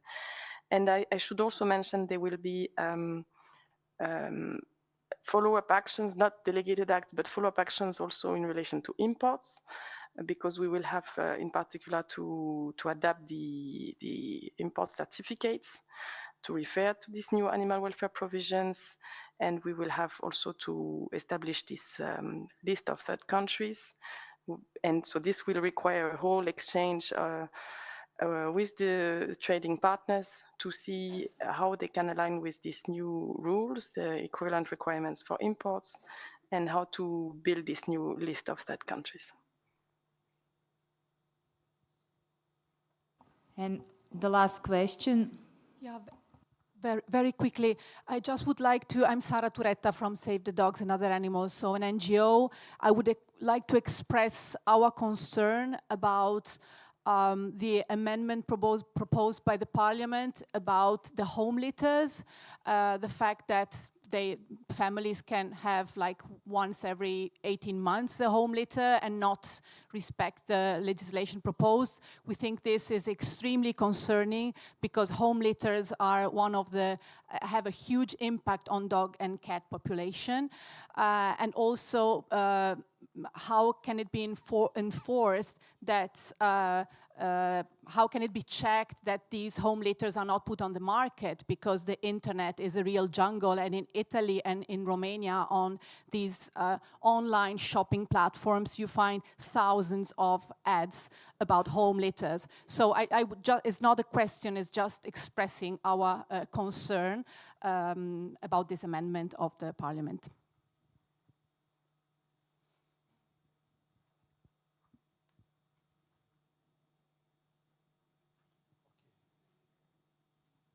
Any comments? Thank you for your comment. Thank you for your comment. Yeah, well, unfortunately, this is the the proposal from the Parliament. So I understand not everyone can be happy, but still we have to see how it goes. Okay, I would like to thank to all presenters on great presentations. Thank you for the discussion. Before our coffee break, you are all invited to come up here because we need to make a group photo. Later on, you are free to go to look on Zagreb view, to drink some coffee, and you must come back at 11:15.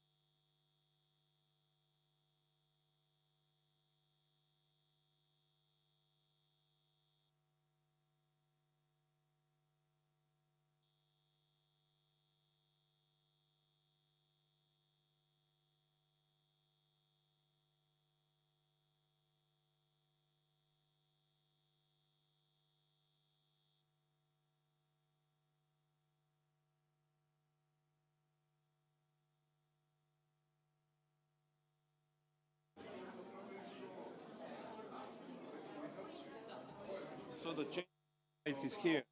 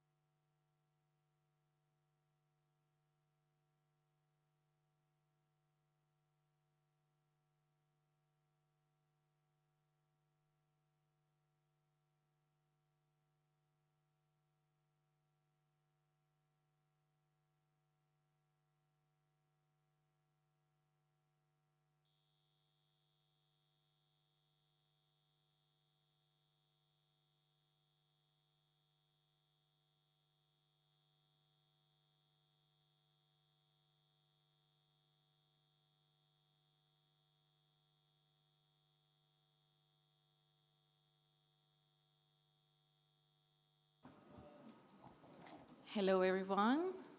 I hope you had a nice break after a really nice start of the conference.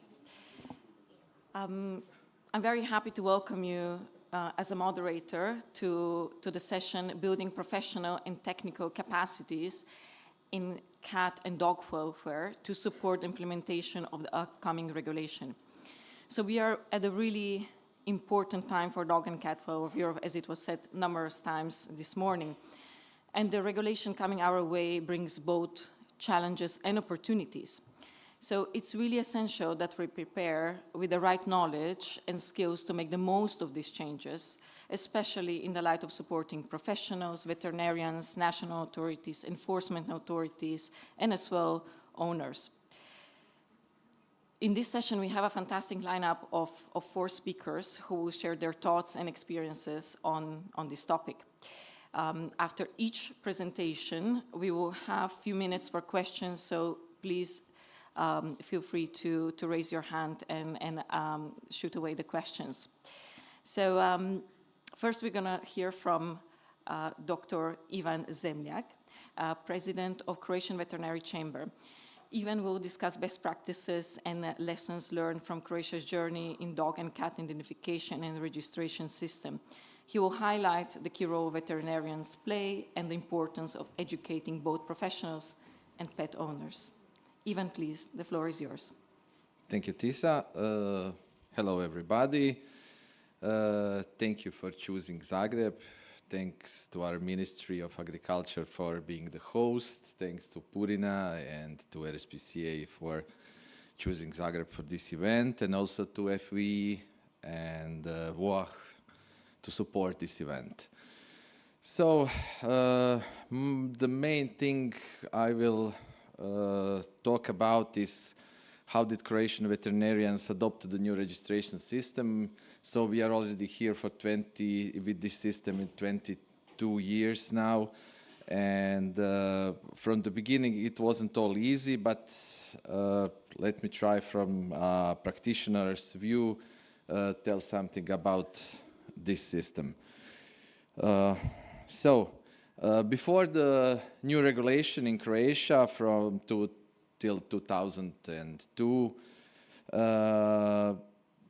dogs and cats, rarely cats, should be vaccinated once per year from the 1st of January to the 31st of March, and then if the animal is younger, after that, so when it gets to 3 months, should be vaccinated.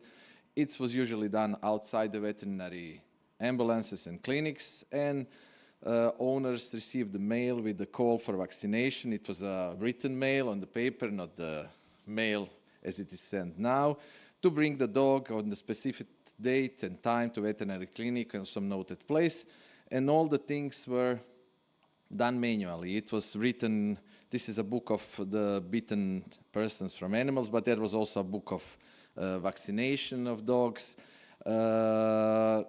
So we wrote all the data about the animals, about the owner, about the dog manually, and every dog got a tin badge like this one on the right. This is one from the local veterinary station near Zagreb. So 2003 was the beginning of the regulation. The Ordinance of Dog Identification from Official Gazette from 2003 said that the dogs born in the period from the 1st October 2004 must be identified with a microchip, and dogs born in the period up to the 1st October 2004 must be identified with a tag or a microchip. So in 2003, the system Lisakan began operating just to record the dog vaccination identification. In practice, it was a complete change of registering the companion animals. So from that writing, with the hand, from manual to digital, I started working in 2003. And you can see the photo on the right. There are colleagues from my veterinary organization. That was then the only PC that we had, and everything is done over that PC, and a lot of organizations didn't have personal computers at that time. So it was not just the database, it was the modernizing the veterinary organization and digitalizing them. So in the first year of using the database, 2,077, 112 pets have been registered. So you have an empty base, and now you need the vets, the practitioners on the field, to fill in the base with the dogs that are microchipped and vaccinated on the film. It had a lot of flaws then, but it was the first time something like this started, and the biggest problem were the older colleagues that were really in a problematic situation because of the change of this thing from manual to digital. The pet passport was prescribed in 2008. From that year, veterinarians are obliged to fill the pet passport after the vaccination and microchip implant. It had all the data about the owner and the animal. This is our old pet passport from Croatia. So it later changed to the European stars when we entered the EU. It was used for the non-commercial movement of pets within Croatia and EU member states. Each pet passport number was connected to the microchip number of the animal in the Lisakan program. And usual problems that still occur, but now it's much less, that owners lost their pet passport. And when you get to the next vaccination, the owner doesn't have a pet passport, they doesn't know where it is.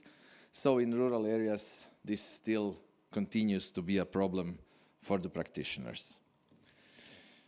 Mandatory registration of marked dogs in the Central Register for Dogs, so in 2010, said that the dogs must be microchipped no later than 90 days from the date of birth, and all marked dogs must be registered in the Central Dog Register, Lisakan.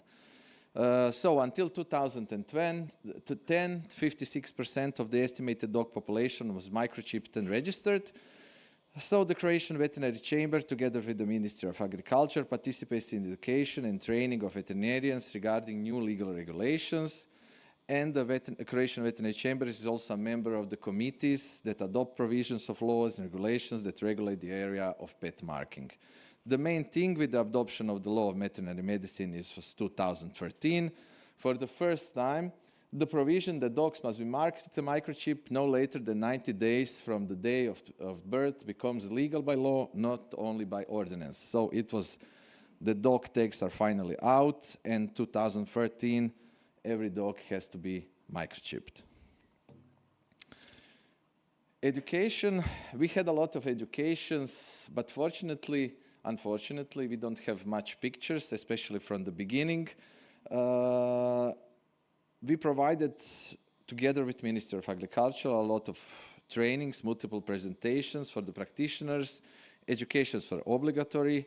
It was the new event in the EU members at that time, so we were really the pioneers in 2002 of the dog and cat identifications.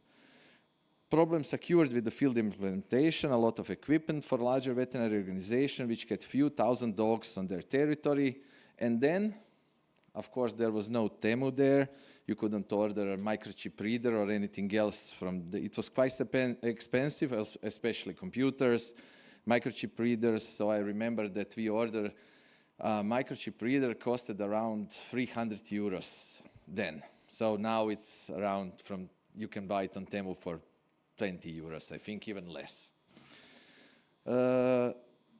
Resistance of the owners regarding the microchip. Will they follow me? Will they follow my dog? Will they text me after that? What will happen when we put a microchip in my companion animal? That was the usual questions from the owners that were asked to a practitioner on the field. What will happen after the microchipping?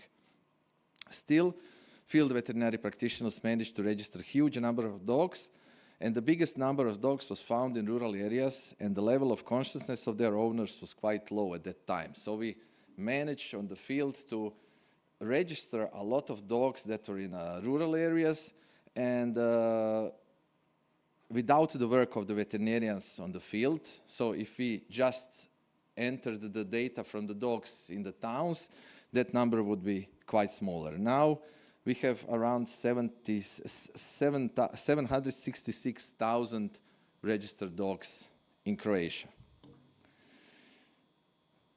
Then the program started to modernize. Around 220 veterinary organizations are now marking and registering the dogs and cats. In 2011, national database LISACAN is modernized and paired with the central veterinary informatical system, and the national personal identification number was added for each owner. Colleague Mandek already was talking about it. In 2012, system is upgraded with the connection of the national database and the NIAS governmental base, so the owner identification is corrected. You should be 18 years or older, no mistake during the data inserting in the base. So if you know when the new owner comes with a dog, gives you his identification number, from the NIAS base, all the data about the owner is already taken out, so his address and everything is there. Enable recording of microchipping and vaccination of cats and ferrets, so now also ferrets were added to the application, and this is fully functional since 2014, and then the Android and Apple apps are done for the field work. You can see this is an application, so the colleagues on the field can also check the dog through the microchip, all through the number of the pet passport. This is the new pet passport with the European stars. And the 2013 Croatia entered the European Union. So this is the look also colleague Mandek showed us Dr. Mandek showed us the looks of the LISACAN program. What can a practitioner see in the LISACAN database? Microchip identification number, date of microchip application, passport number, passport issue date, owner's name and surname, identity card number. OIB is a national identification number for Croatia, dog's name, date of birth of the dog, breed of the dog, sex of the dog, date of vaccination, vaccine name, vaccine serial number, street of house number. So I don't read everything. So on the final there is this dog dangerous? So when you vaccinate it, if the dog is dangerous, you can also check the yes or no. And castration, yes or no. This is very important for the local communities in the rural areas, especially when they can see that data and subsidize the castration of the females on their territory, especially for the regulation of number of dogs and cats. Switching to e-citizen, so 350 users are using the database information for now. Beside veterinarians also, that was already said, animal shelters, local communities, veterinary inspection, Ministry of the Agriculture, that is all the part of the thing that are using the LISACAN program. There were constant upgrades of the LISACAN database, but finally the database was connected to the NIAS base and added to e-agriculture system. A LISACAN database is now functional if you have the admission rights given by Ministry of Agriculture, Veterinary Directorate, and also activated e-citizen system. There is still a lot of question regarding the type of admission, which can be quite complicated for the colleagues. Sometimes the entrance to the base is not working, but is quickly fixed, and for now, veterinary nurses cannot enter the base and check the data without the approved veterinarian's code. So this is a quite high security level of the system. So, what are the benefits from the national database? Tracking origins of the animal, health status for the rabies, of course, and also for maybe other diseases in the future, relocation, population size, affects the owner's increased responsibility because the animals is permanently marked and registered. So that the inspection, veterinary inspection for welfare or for just can check that animal. And most common problem are education, problems with the new way of registering the base, licensing technicians, negligence of the owner. A lot of animals are no longer living but still in the base because owners don't do their prescribed things. So by law, they should unregister the dog, but they never show up in the veterinary clinic or anywhere else. So thank you. That was everything.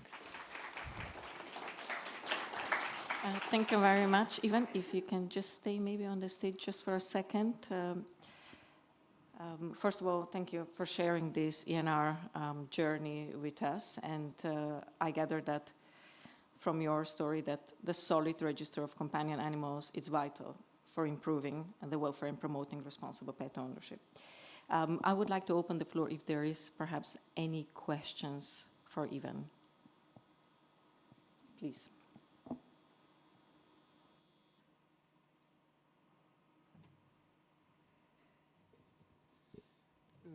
Viorel Androni is my name, from Romania. I want to ask about the payment. Who paid for microchipping in Croatia? And the second question, the pet owner pay for registering database or not? Or what is the support of the cost? Everything is paid by the owner of the companion animal. So from microchipping to the vaccination, giving the passport, everything is paid by him. The prices are communicated with the Ministry of Agriculture. So the chamber and the ministry, we have meetings about the prices, and then the prices is unique for the whole Croatia. So the price for the vaccination, price for the microchipping, price for the pet passport, for entering the data, for deregistering the dogs are unique, and everybody should follow these prices that are prescribed in Croatia. And everything is paid by the owner. Yeah. What? Yes, yes, yes.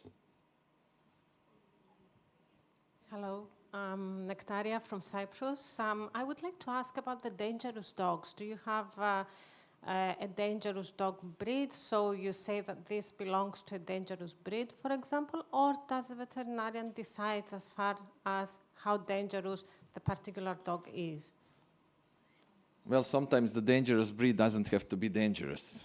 It's mostly the veterinary decision that the dog is dangerous, especially the dogs that have bitten dangerous breeds. So the ministry said dangerous breeds, but sometimes we have more aggressive dogs that are not in the dangerous breeds, parts that are more dangerous than this. It's weird. Yeah.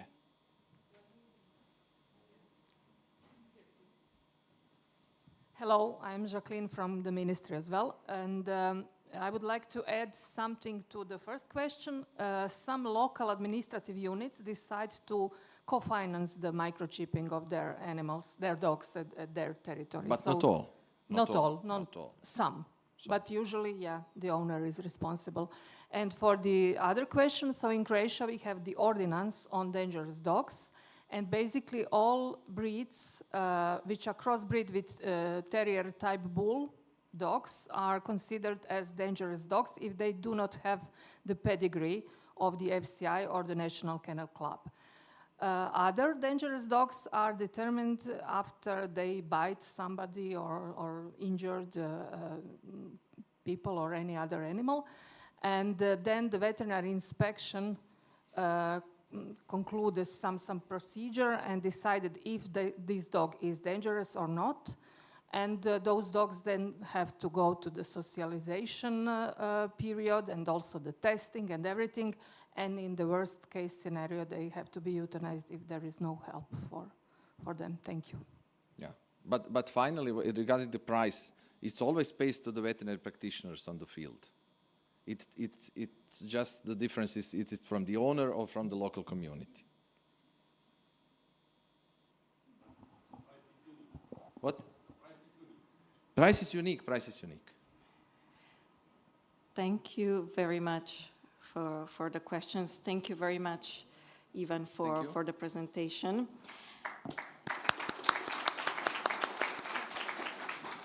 Next, we will welcome Professor Vlatko Iljeski from Faculty of Veterinary Medicine in North Macedonia. Vlatko will give us a broader view of the regional efforts to enhance animal welfare standards. He will give us insights into scientific data from where assessment protocols can be developed and tailored with requirements in legislation. Vlatko, the floor is yours. Thank you. Thank you, Tisa. First of all, I would like to thank the organizer that inviting me to give a lecture about this topic, especially from the perspective of my experience as a head of Animal Welfare Center in North Macedonia, which is officially designated center by the competent authority, and which we are giving to the drivers, we are licensing the drivers for long distance drive for pet animals, so I will share some experience from that perspective. But the second part of my lectures actually will be my thoughts about the implementation of the new regulation, implementation of the provisions which are planned to be introduced in the member states for animal welfare, dog and cats, and I will raise some questions or maybe provocative questions which I believe they can bring an input in the later panel discussion for today and tomorrow. First of all, if we are discussing about the legislation in Europe concerning the pet animal, we should be aware that it is a very little legislation which are regulating this issue.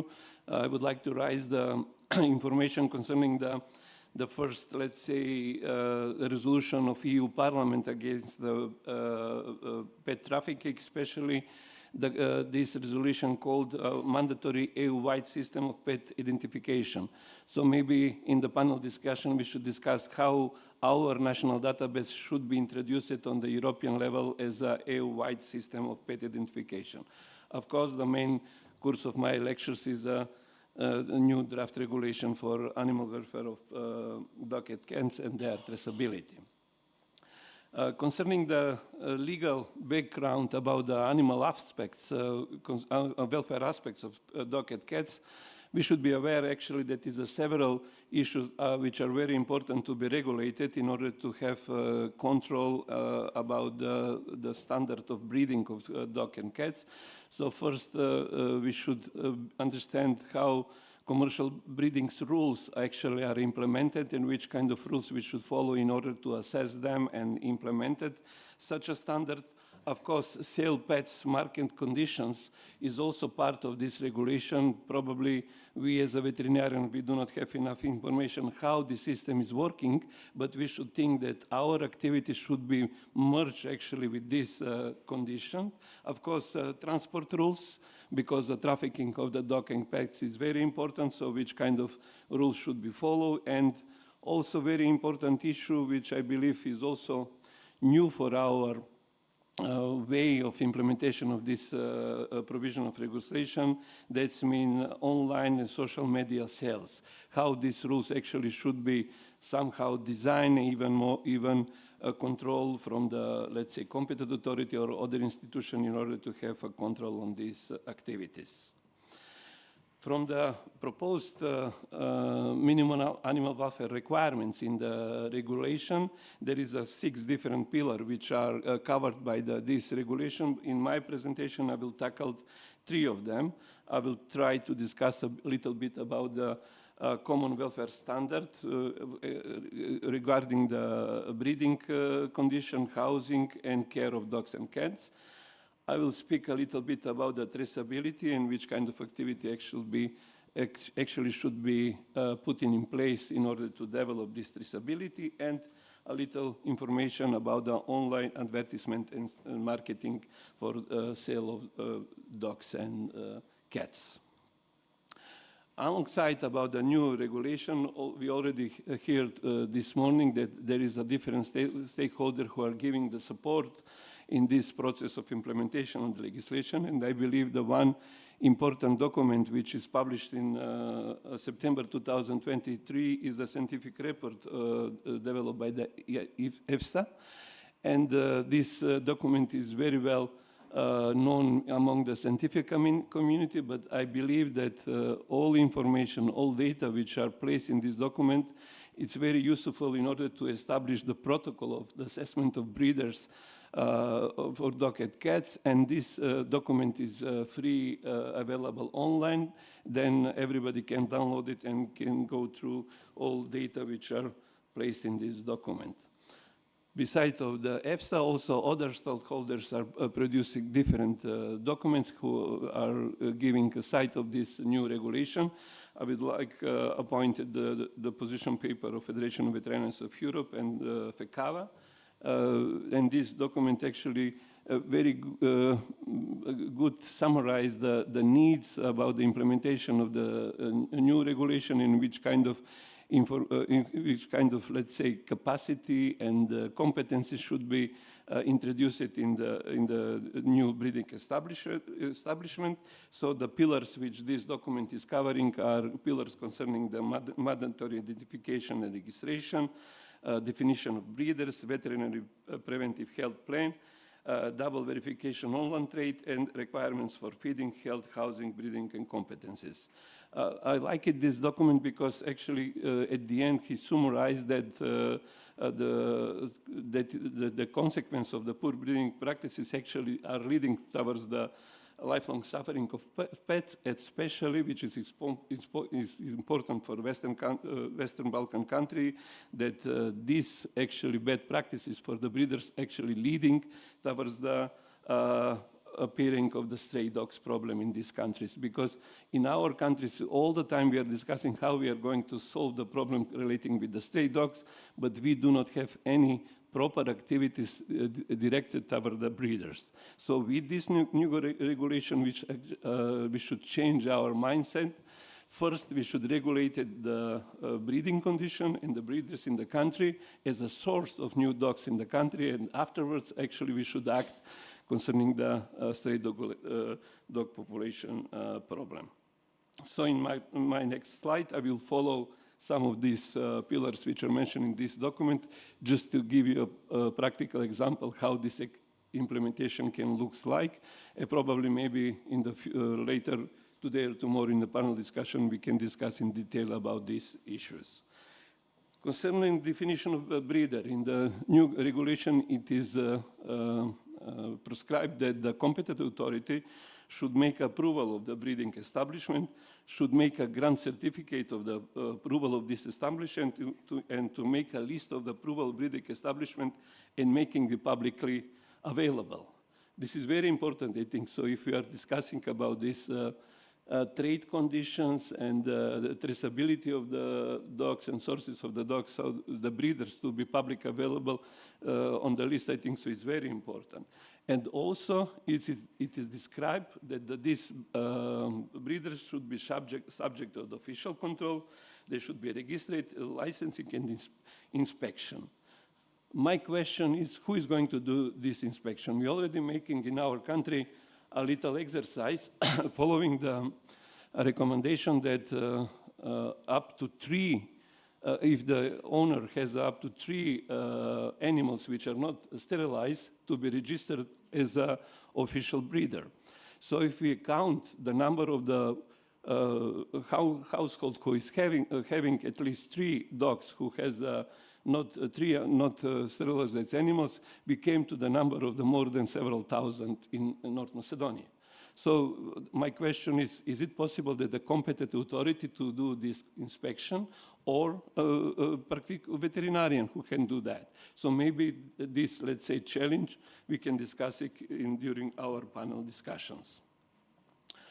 Also concerning the veterinary preventive health plan, also in all breeder establishments should be established a veterinary preventive health plan. According to the provision, this veterinary health plan actually should be designed from the reproduction purposes. That means that each breeding establishment should have a plan for the good reproduction. That means they should have a plan for the first breeding, last breeding, and frequency of the breeding. The question is, which kind of animal-based indicator should be followed in order to have a proper information how this plan is implemented? For example, the maturity of skeleton should be one of the indicator of the as an animal-based measure or animal-based indicator, which can be actually used as an indicator to follow this breeding plan. We know from the experience and also from the science that the maturity of the skeleton very often is not very well, very well developed from the perspective of the sexual maturity of the animals. Also, it's dependent on the different breeds. So also we should follow that. For example, the age of the bitches which are used in the breeding condition is also very big problem. We know from the science that the veterinary intervention are in regular purposes if the animals actually are facing with the long using of the breeding purposes. In the regulation is mentioned animal welfare visit, one of the tools in order to be introduced these assessment protocols. The question is how this animal welfare visit should be designed, who is going to do it, and how often can be performed. Also concerning the housing condition, there is a lot of information concerning the thermal neutral zone for the animals. We are aware that a lot of thermal stressful indicators actually can be recognized as a part of the stereotypic behavior of the animals. So we can use it, the stereotypic behavior, as a part of the indicator in order to check this type of housing conditions, especially if we know that there is a different breeds in the dogs who have different needs of the comfort zone for their life. Social behavior is one important information. If we know that in the regulation, actually the information of the trait puppies should go alongside with the good socialized dog puppies in order to protect the customer when they're buying the dogs, is also important that each breeding establishment should have a protocol about the proper socialization of the puppies, especially in the period of the 3rd to 14 weeks of age of these puppies. So this protocol actually should be part of the introduction of the new or registration of the new breedings establishment in the country. So also it's a subject which can be part of our discussion in panel. Here you have an example, for example, some protocols which can be introduced to the puppies from the 2 to 3 week age, socialization between the 3rd and 12th weeks of the age or juvenile age. I have a lot of slides additionally, I think, so I need to prolongate my speech a little bit, 5 minutes, if it's enough time about that. Concerning the Eurobarometer survey and opinion about the public about the pets online platforms, we should be aware that all of this information goes outside to the customer information. This is very important, that we should design the process that all information which veterinarians, veterinary inspectors are having from the perspective of the breeding establishments and assessment, then to put them as a source of the information which can be part of the selling of pets. Why this traceability is important? It's important because of the public health and animal health, but we should not forget that this activity is economical activities, so there is a lot of risk about the unfair economical practices between the different breeding establishments, and of course, at the end, customer protection. Concerning the transport, I think so we are aware about the legislation and which kind of conditions transport organization should have in order to perform the long distance transport. So our Animal Welfare Center, as I said, is the official designated center in the country who is giving the license for transporters. This is the photos which we are having taken in Macedonia, where we are doing this assessment of the registered transporter vehicles together with the license for the drivers. We are following all recommendations of the registration concerning the transport of long distance journey. Also, we are evaluating which kind of vehicle navigation system do they have, what kind of ventilation, together with the assessment of feed for transport, the feeding procedure and selection of the different cages and the dimension of the cages, which should be part of their driving plans. Concerning the marketing and sale and the recommendation for the guidelines, there is also a lot of guidelines published online concerning which kind of new system should be introduced in these activities. We should be aware that information should be given not only about the dog and about the breeders and sellers, and I will add here that information of the veterinarians who is taking care about these puppies should be a part of this information brochure, because information should be a crucial point given by the veterinarian, that the information which are given on the internet, on the Facebook, whatever other social media, actually should be approved by the veterinarians who is actually taking care of this type of breeding establishments. Of course, information about the dangerous breeding conditions concerning the brachycephalic dogs also should be part of this information system. In this, I will end with these two slides.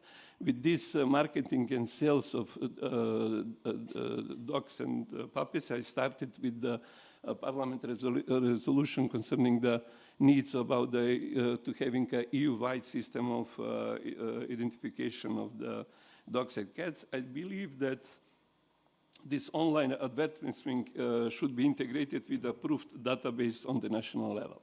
So I think so all member countries, and also from Southeast Europe and Western Balkan countries, databases are owned by the state. So my question is, how is possible this database to be merged or to be introduced in this marketing and sale activities? Maybe during this future, today or tomorrow, we can discuss this possibility, or is it realistic or is not? How this information which are collected in this database to be given in order to protect the customers when they are buying the new puppies. In this direction, I would like to share one small project which we had in North Macedonia. Actually, we established this small database which is linked with EuroPetNet. We were offered to give, actually to have interoperability of this database, which can be a database for the pet advertising and pet commercial selling of the dogs, and to be active on the European-wide level with this EuroPetNet database. Thank you very much for your attention. Thank you very much, Vlatko, for your presentation. I'm sorry we rushed you a little bit. I know that you're normally timed on a little bit more of a professor hour of 45 minutes, but thank you for squeezing all this information in a shorter time. Fantastic projects in Northern Macedonia, and several points to be discussed during the next 2 days that you gave us. As we are a tad bit short on time, I propose that we group the questions at the end of all the presentations, so we can optimize the time a little bit. Thank you very much, Vlatko. Next, we will hear from Professor Oswald Podpecan from Ljubljana Veterinary Faculty. Oswald will share insights into the work of National Center for Animal Welfare in Slovenia. And he will explain how Slovenia's strong veterinary infrastructure and legal framework can support implementation of the new EU regulation, highlighting the capacity building efforts needed for success. Oswald, please. Thank you very much. Thank you for inviting me, and I promise you I will not take the 45 minutes as a professor. I will be very short. So the first challenge for me was how to address this building professional technical capacity to implement the upcoming EU dogs and cats regulation. So what should I tell you about this? Where is the... it's up.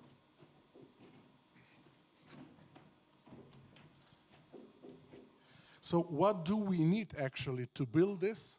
And thinking about it, okay, we have like in all our countries, we have a ministry, we have usually veterinary administration, we have veterinary schools, and we have, of course, veterinary professionals, and on the other side we have NGOs, which are also very important stakeholders. But the thing that we didn't have till 3 years ago is the service that also can go very much in details on the animal welfare. So that's why we decided to establish the National Center for Animal Welfare in 2022 in the veterinary faculty, University of Ljubljana, and it was supported and recognized by the Ministry of Agriculture and also the Administration of Food Safety, Veterinary Sector, Plant and Protection of Republic of Slovenia, so our authorities. And of course, we are National Reference Center, and which, what we do a lot of scientific and research work because we are also the platforms that gather a lot of experts, not only from the vet school, but also from the other faculties of the Ljubljana University and also some NGOs, which help us to recognize or to address the problems related to the animal welfare. And of course, what we do then we do some risk assessment. We provide a lot of expert advices. And of course, as a part of the European reference centers for animal welfare, we are in a very good contact with them, and of course also with the European Commission and with the FVE. What we are very proud on is our education role, because we launch a lot of educational programs, especially for instance, control bodies, for official vets, for competent authorities, and of course stakeholders like NGOs, breeders, animal owners, and of course other professionals in the field of animal welfare. What else? Of course, we also address public, and we know that the communication is very, very important, especially when the regulations are going to be adopted. And we recognize that the good communication is actually a key role, and if we do it right, then we can avoid many, many problems. We know it from our own experiences, because in the past 2 years that was not the case. So the poor communication can lead to a lot of misunderstanding on both sides of stakeholders. So this is something that we pay very important attention. Okay, so we have in our country, we have let's say all the important stakeholders, and then the next question I asked to myself preparing this presentation is, what capacity building must be addressed if we are talking about this new upcoming regulation? So first of all, it's a European Commission. It's the input of the European Commission that actually implement or introduce the new legislation. Okay, then on the side of the state, do we have let's say competent authority capability? Do we have enough, let's say, inspectors or official vets?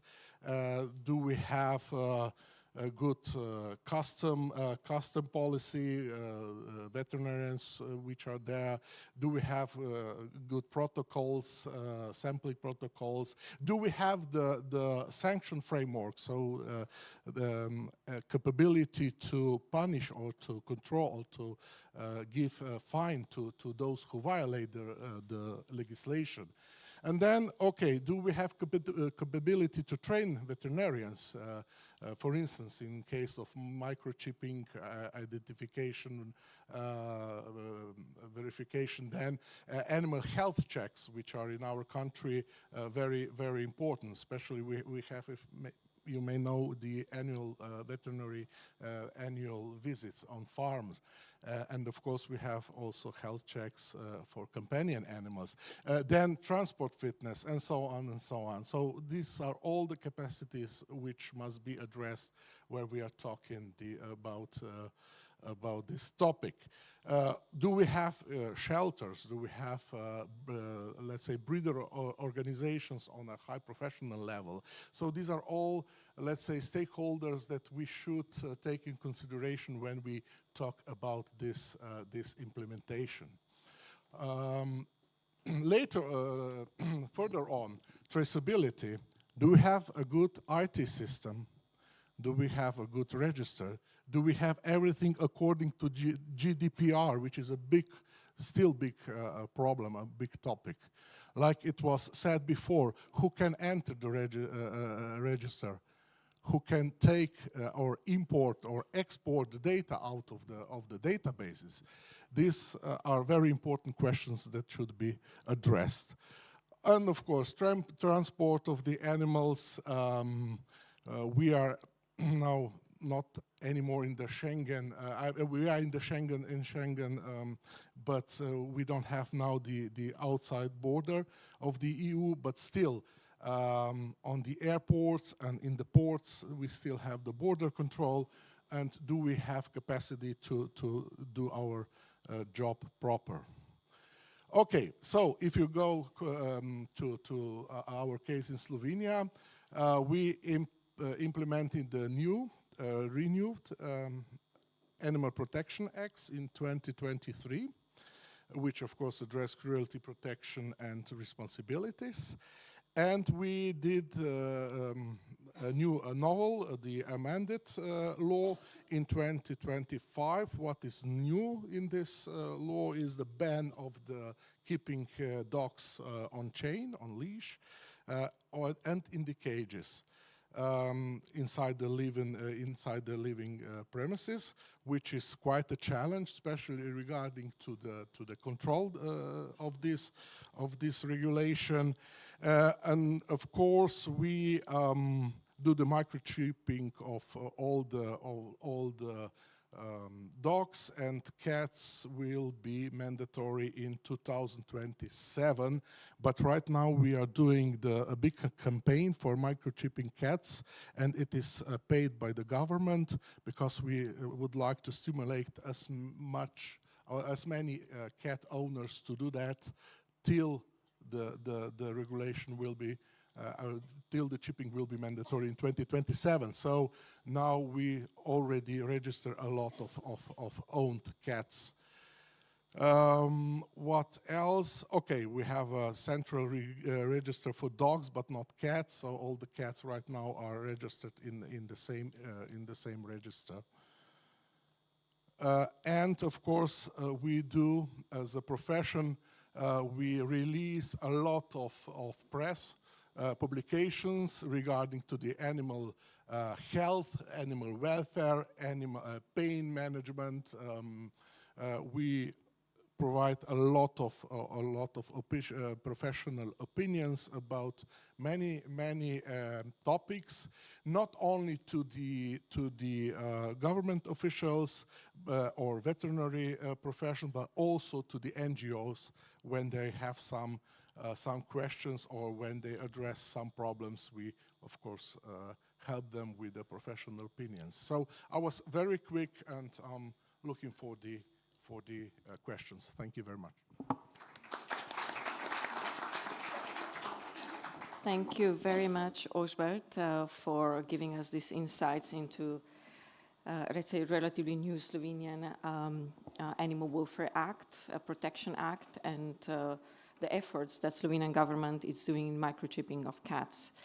And also, I think one really important point that Osbert highlighted is how important the communication is for the implementation between the services, between the officials, and also with then cascaded down to the owners.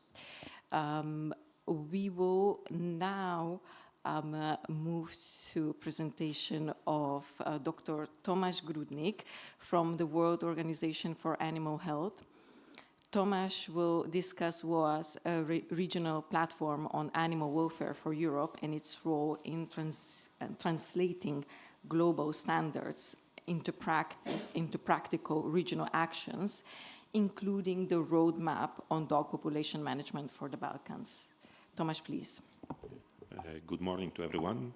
Thank you for the invitation. It's my pleasure to be here and also contribute to organization of this fantastic event.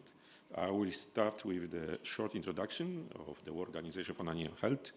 So, Organization for Animal Health was founded in 1924 as the OAI, and it is intergovernmental organization with the mission to transparently disseminate information about animal diseases, but improving animal health and welfare globally, and then building the safer, healthier, and more sustainable world for us.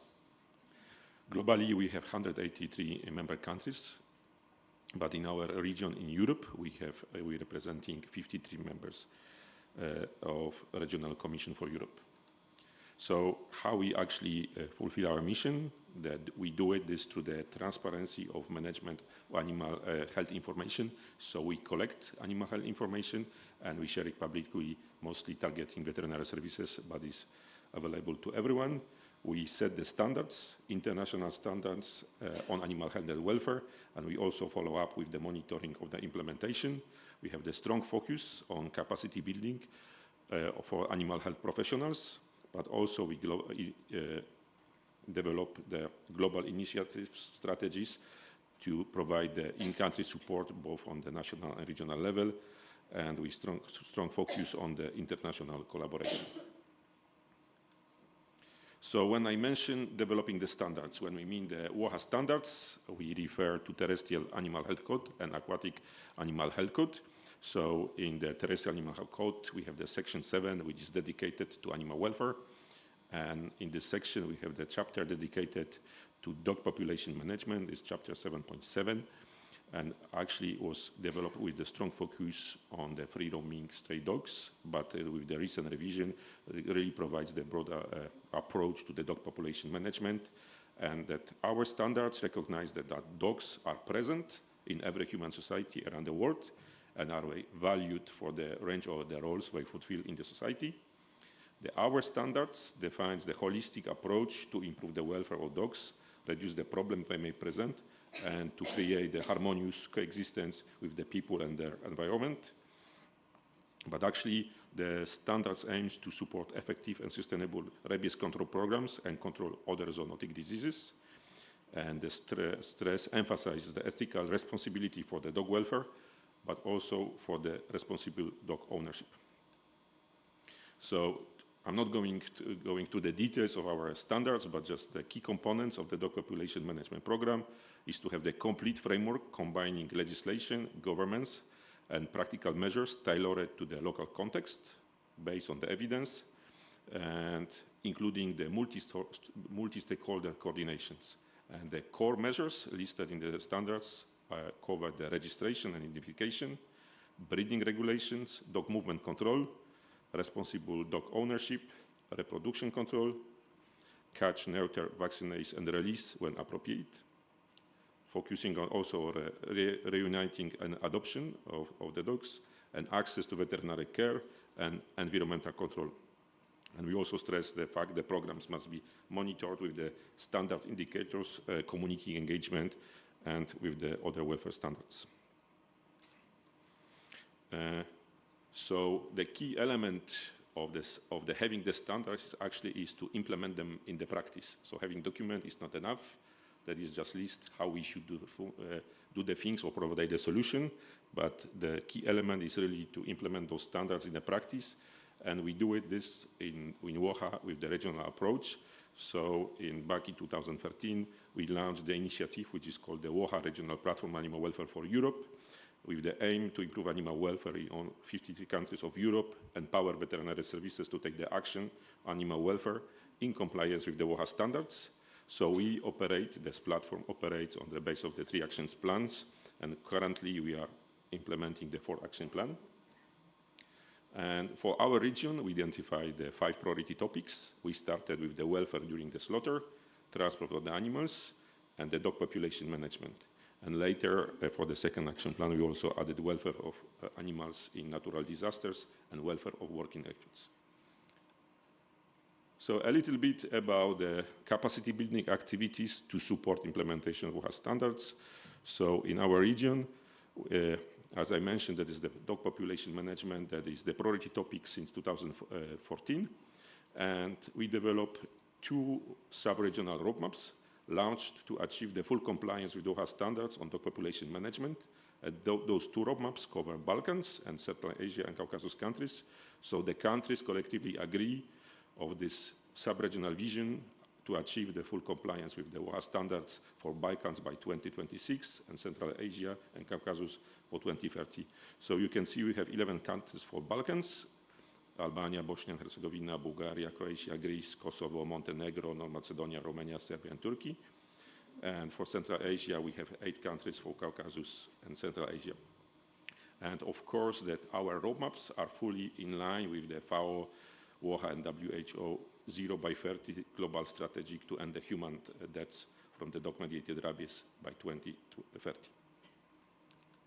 So a little bit how this roadmap takes place in practice. So we have our first workshop held in June 2013 in Bucharest, Romania, when the countries agree on this common vision. And the country meets on the regular workshop every 2 years. And as you can see, the last workshop was held back in November last year in Montenegro.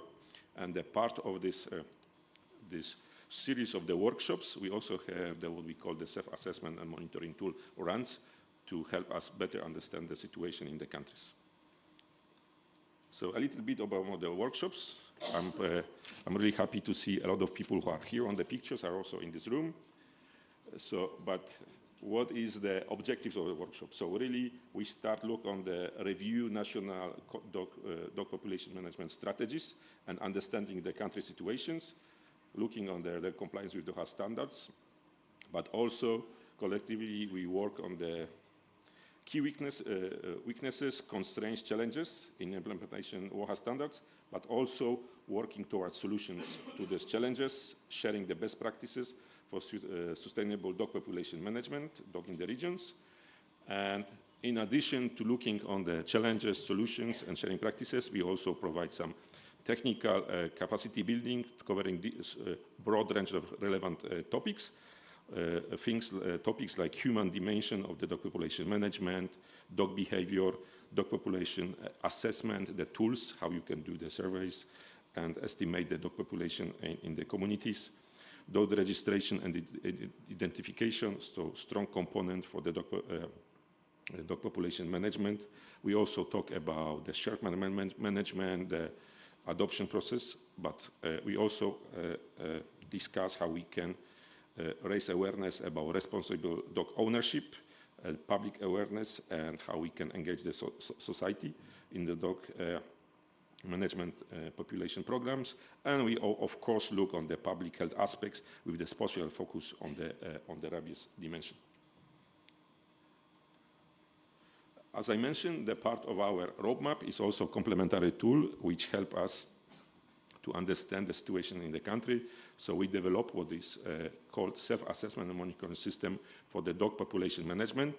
That is the web-based self-assessment monitoring tool, which allowed competent authorities to assess their current level of implementation of the WOHA standards, identify the gaps in this implementation, but also have the chance to track their progress over the time and it supports evidence-based policy making and evaluate the dog population management programs.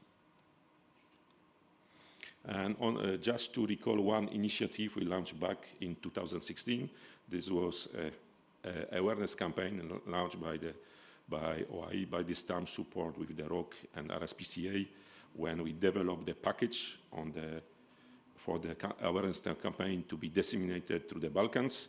And this package was translated to the local languages, and the campaign was launched in the Balkan countries. We served the leaflets, the radio and the social media posts, but also the booklets for the kids and the public awareness campaigns. So we have the great impact with this campaign, and this campaign was really focusing on responsible dog ownership, be his hero. So really to summarize our achievements and impact of the roadmap for dog population management in Balkans, the first one is really we can see the country's commitment to address the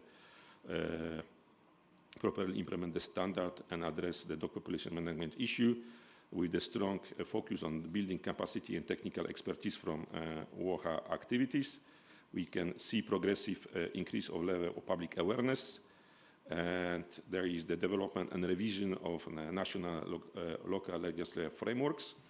We support development of the national strategies, and that important element is regular self-assessment and monitoring of the progress, and a very strong element of our capacity building is really sharing experience and learning from each other and strengthening regional and multi-sectoral collaboration and strong collaboration with our partners, Regional Animal Welfare Center in Balkans.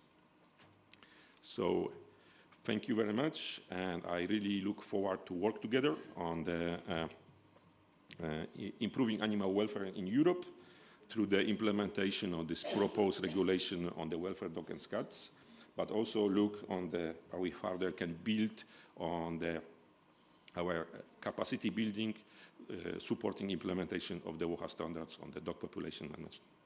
Thank you.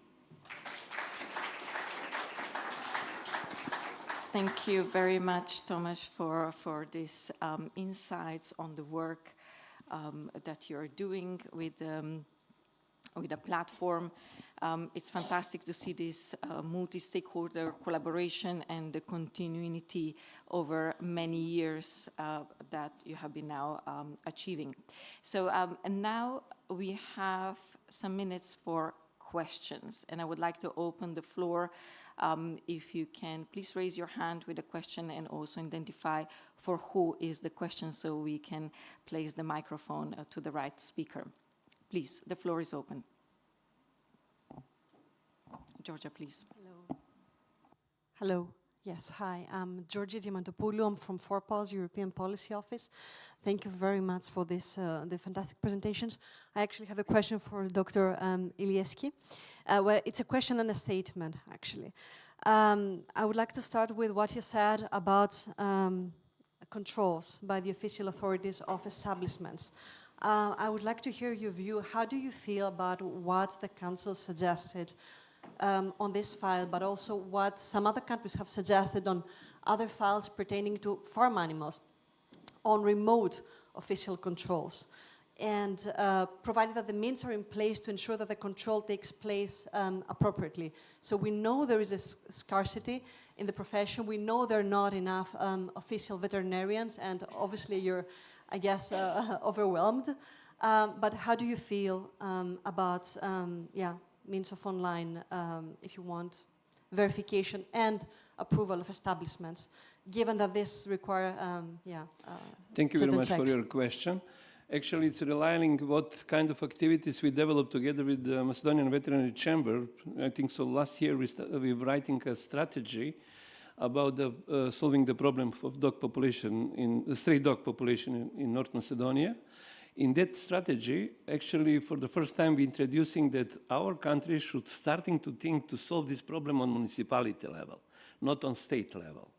following these thoughts among the veterinarians in the chamber, actually we thought that these activities, I already mentioned in my presentation, that actually should go alongside with the regulating of the own dogs in these municipalities. We have different type of municipality, Skopje capital, which is highly urbanized area, but also we have a small municipality. Also in our country, we have a different religious and cultural nation because we have different minority groups in the country. So we believe that this approach should go on the municipality level.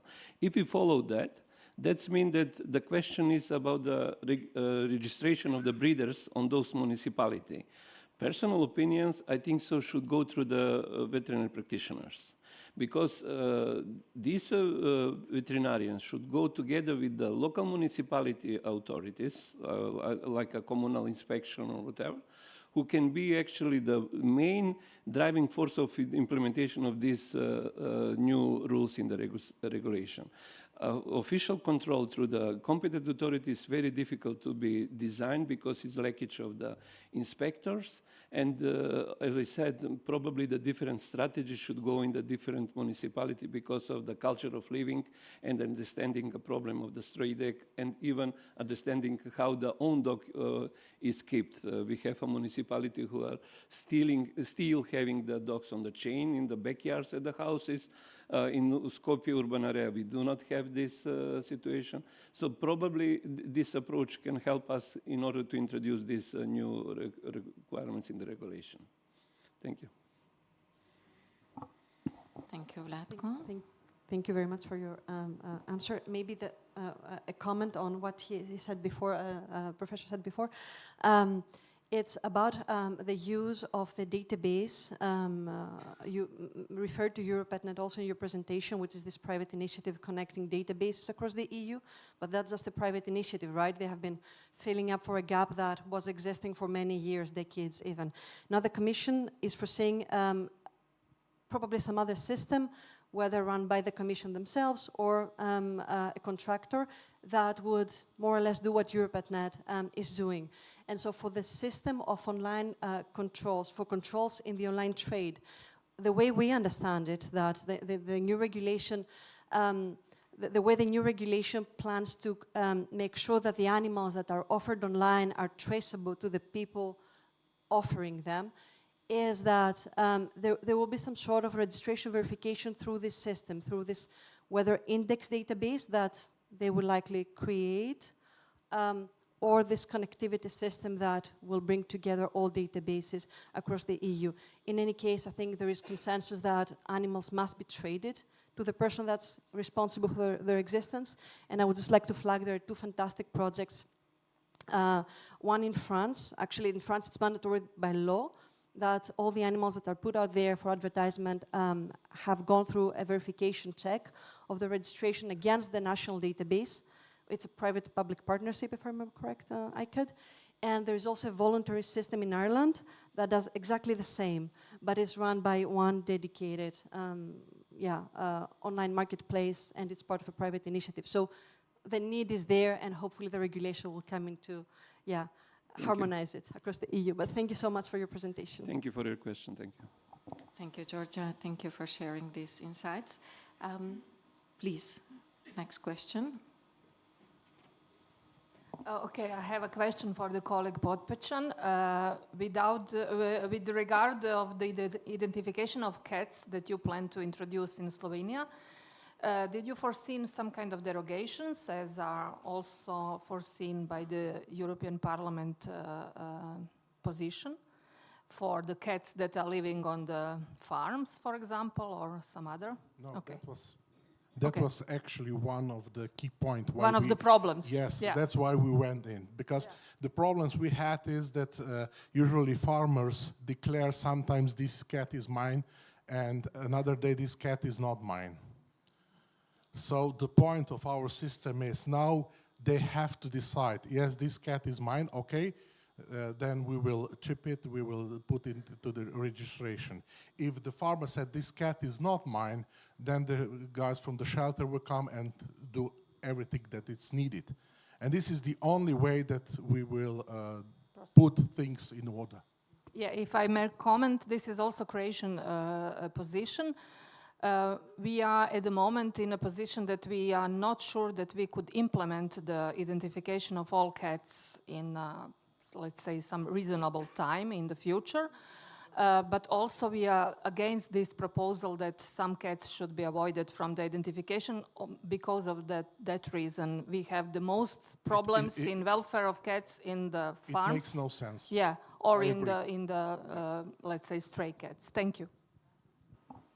Thank you very much for this question. Any more questions from the floor, please? Now it's your opportunity. Please, we have a question there in the back. Urška, please. Thank you. I will just comment a little bit about cat identification because maybe I'm from veterinary administration and kind of I participated in this this new amendment of animal protection law. We were talking about obligatory microchipping of cats for quite some time, and it always goes hand in hand with the political support. So now it was the time for political support, and basically we kind of, because in shelters we have huge, enormous amount of cats. People are becoming more and more sensitive to cats, and we have a lot of stray cats. So there, in shelters, cats are kind of not nicely said, but piling up, and we have since already 20 years of trap, neuter, release program, but it is not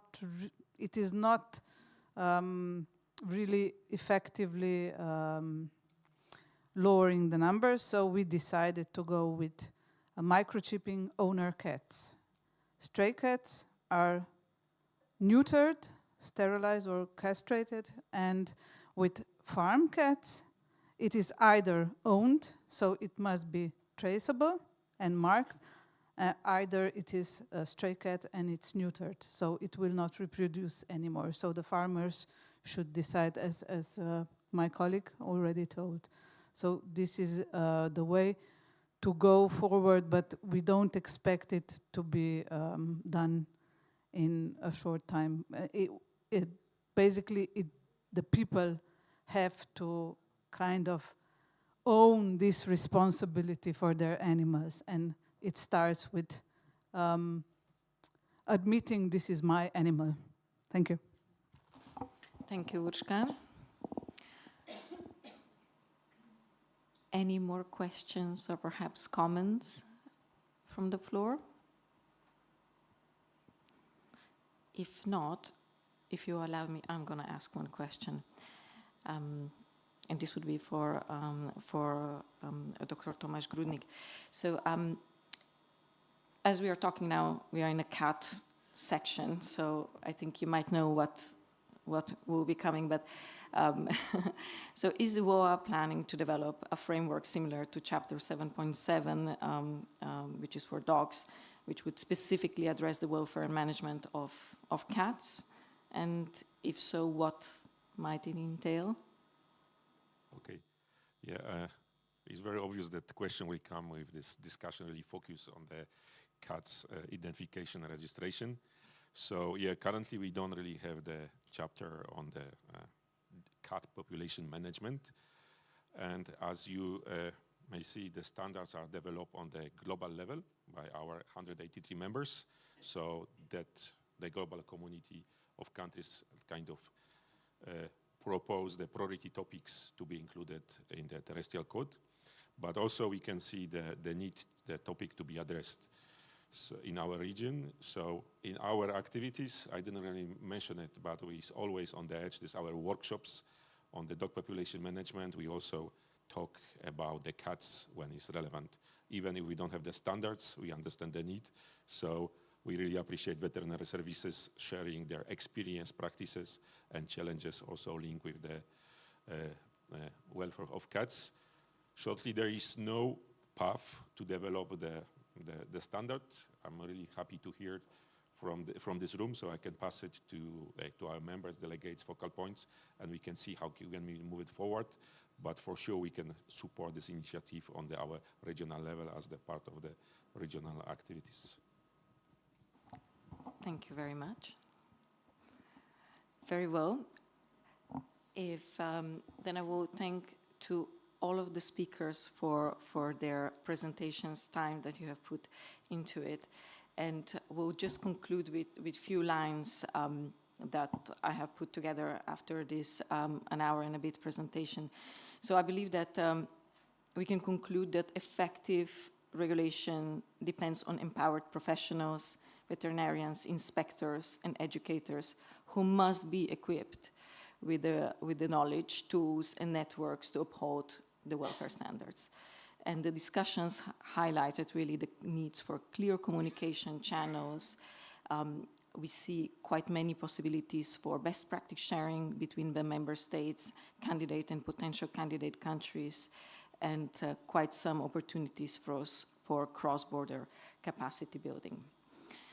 With that, I'm going to say again, thank you very much for your attention, and I'm going to pass the word to Nancy to tell us to give us some instructions about our next workshop, which will happen just after the lunch. And enjoy the lunch, and we will see you at 1:45 back in the room. Thank you very much. So thank you very much. Just a couple of practical instructions before you go to lunch. So when you come back, the room will look a little bit different than it looks now. It will have different tables. And each of you have been assigned to a group. And next to the door in the back, you can maybe see 3 pages hanging. This is the group attribution. So you can see on the pages which group you're in. On every table, there's going to be the number of the group. So just go to your group, please. On the tables, there will also be the questions which you're aimed to discuss, because after lunch, it will be your time. It's not a time for us to listen, but it will be your time to talk together, to look at share good practices, share challenges, but mainly try to see how can we work together better and what works very well in your country and so on, and to share these ideas. There will be flip charts or pages on your table, so you can write there, because the aim is that in every group you appoint a rapporteur. So this will be the person that after the coffee break will report back to the group what were the findings within your group, the highlights of your group, in 3, maximum 4 minutes, because we have to give all groups the time. These sessions will not be live streamed. No answers will be assigned to any persons. So the idea is really to have an open discussion, an honest discussion together, sharing ideas. So you will have an hour to work on these questions, and then there will be the coffee break, and then afterwards each of the rapporteurs will be asked to come up and report the main highlights of their discussions. If you have any questions, we will all be running around, so don't hesitate, just ask. And then I would say just have a nice group discussion and come up with some good, inspiring suggestions which we can all use to better implement the regulation and promote the welfare of dogs and cats and their traceability. Have a very good lunch.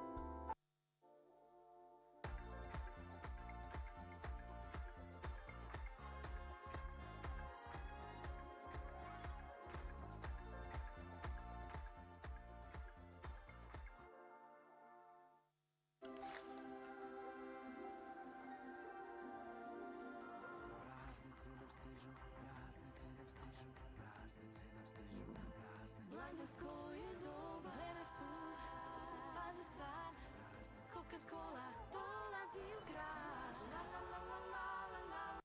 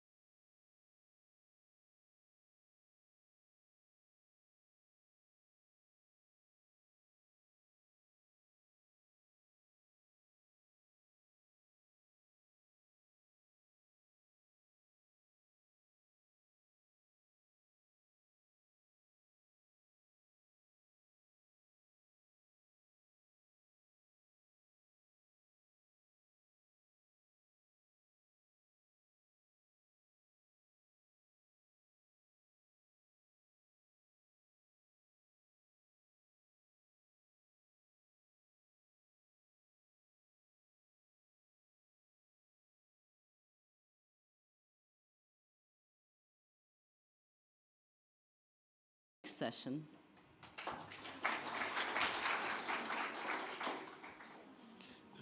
Thank you very much, Nancy. And next session is really continues to build on the outcomes of our working group discussion, because we'll focus on the spotlight on the identification and registration and roles and responsibilities of the stakeholders in implementing upcoming regulation on the dog and cats welfare. On my side, I want to just highlight that one of the main elements of the dog population management is the registration and identification, and has the certain benefits, which is firstly supporting enforcement of the legislation by providing the proof of the ownership. Is really helps to reuniting the lost dogs with the owners and encourage responsible ownership and the owner's behavior, and enable traceability in commercial breeding and sales, and also plays an important role in supporting animal health programs. And of course, that data collected through the registration and identification will also contribute to data-driven policy development. So through this session, we will hear perspective from different relevant stakeholders, NGOs, veterinary practitioners, College of Veterinarians, and veterinary government competent authority. So our first speaker is Georgia Diapanompoulou, and she is the European Policy Communication Strategist whose career is dedicated to advance companion animal welfare across EU, and drawing over the decade of the experience in the EU effort, including the roles with the European Parliament and media outlets such as Euroactive.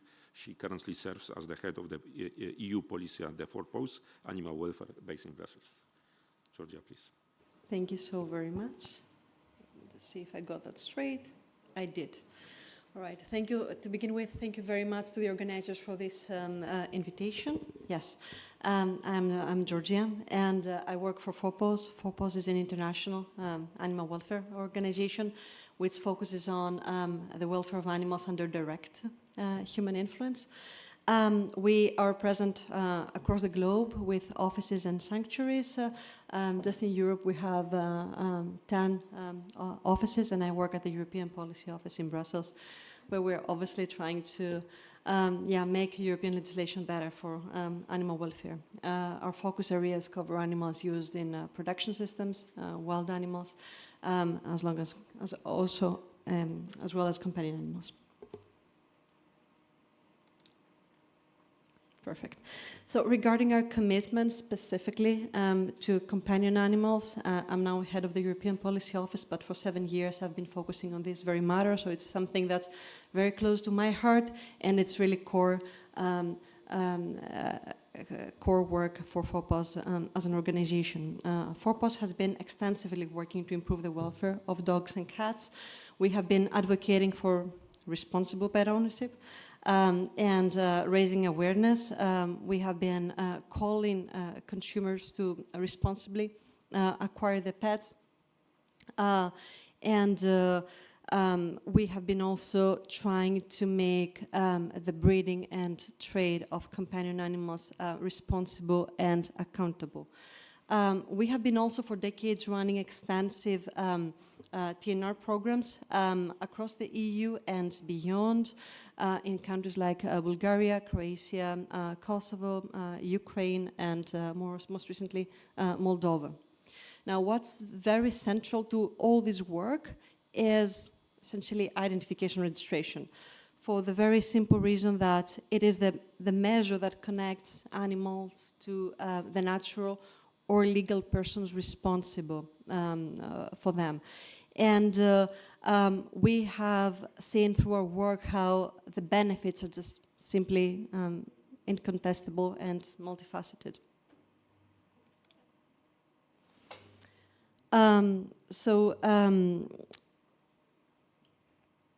When it comes to identification registration, what is the situation across the EU? So for dogs, this is a measure that's very much in place. It is established in 25 member states. The exemptions are half of Germany, because as the previous speaker said, this is regulated on a state level. Poland still does not have it in place for dogs, and Estonia will have it in 2027, but we're still not there. Now for cats, less so, yet more and more member states have been moving to that direction. Estonia, the Netherlands, likely, we understand, Slovenia is moving there because member states do see the necessity to move to that direction. The benefits, as the previous speaker said, pertain to animal health, animal welfare, owner and consumer protection, public finance, and essentially fair competition, which is essential for the internal market.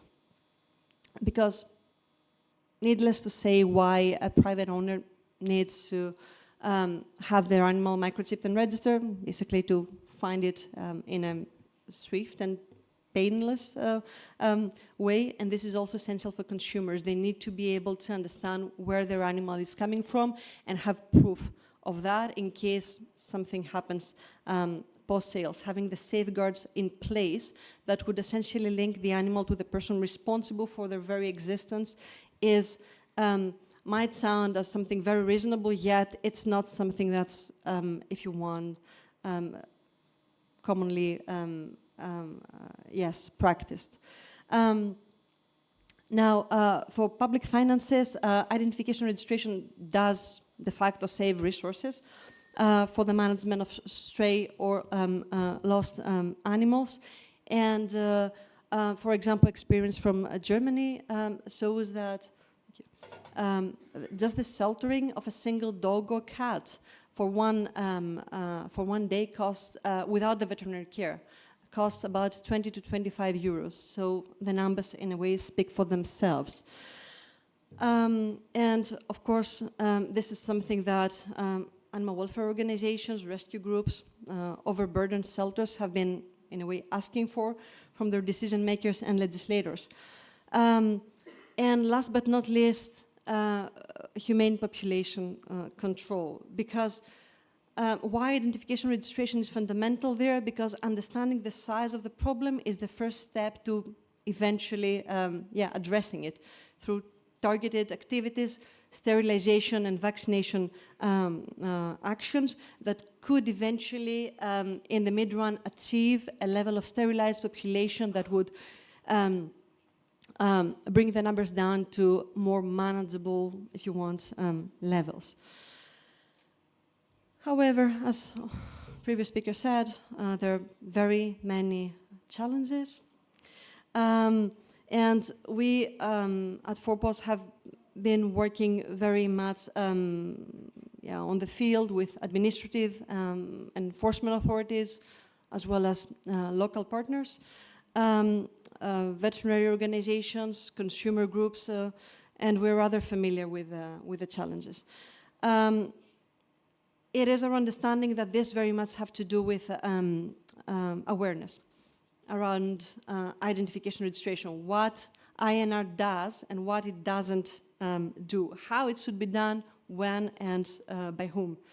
Because identification registration, although it's a very much established practice, is still seen as something rather cryptic, and this is something that we did discuss extensively in the working group I was participating in. And while its function is simple, there is a lot of misinformation around what the microchip is and what it does. Essentially, it comes down to the following. The microchip is a single microchip, and registration of the microchip number is a single most reliable way to link the animal with those responsible for it. Because I think we agree there is always someone behind every single pet animal, every traded animal, every stray animal out there, every animal found lost or abused. There is always someone that is or has been responsible for this very being. Then other challenges probably include partnership issues. The role of veterinarians has been stressed, and it actually is as absolutely fundamental in communicating the benefits and debunking all the misinformation around identification registration. Vets are really valued partners in conveying the benefits of identification registration. And awareness is relevant for current and prospective owners and keepers. It's important for breeders and for traders, and of course for the authorities. Then we have capacity and resources. Know-how, technical know-how is also essential. But I think that the most relevant issue, especially when it comes to the upcoming regulation, is all of the stakeholders involved to understand their responsibilities under the new regulation. Because as we saw, many member states do have it in place even for years now, some of them even decades. However, it is not necessarily as established as we would like it to be. Does this mean that awareness tools on the duties, awareness tools are not in place, or the duties of all people involved are not clear? This is something that needs to be eventually looked at. What is also new and will come as part of this regulation is the duty to register animals in trade. And this is particularly relevant for cross-border movements, because so far, all a control authority tasked with the enforcement of European legislation needed to do is verify that the animal has a microchip and check that the number of the microchip corresponds to the number on the pet passport. I think we are all familiar with the weaknesses of the pet passport. Essentially, this is a paper document that links to practically nowhere. In most member states, at least, it can be thrown away and replaced without repercussions.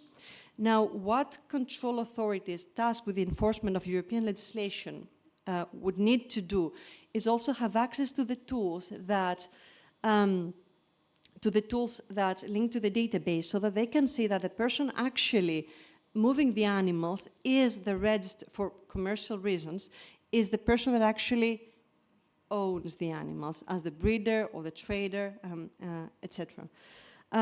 So this is something that needs to be looked at, because it has to do with, because what's necessary is that these authorities are equipped with the tools necessary, essentially the scanner, to conduct the controls, and the access to the database for the verification process.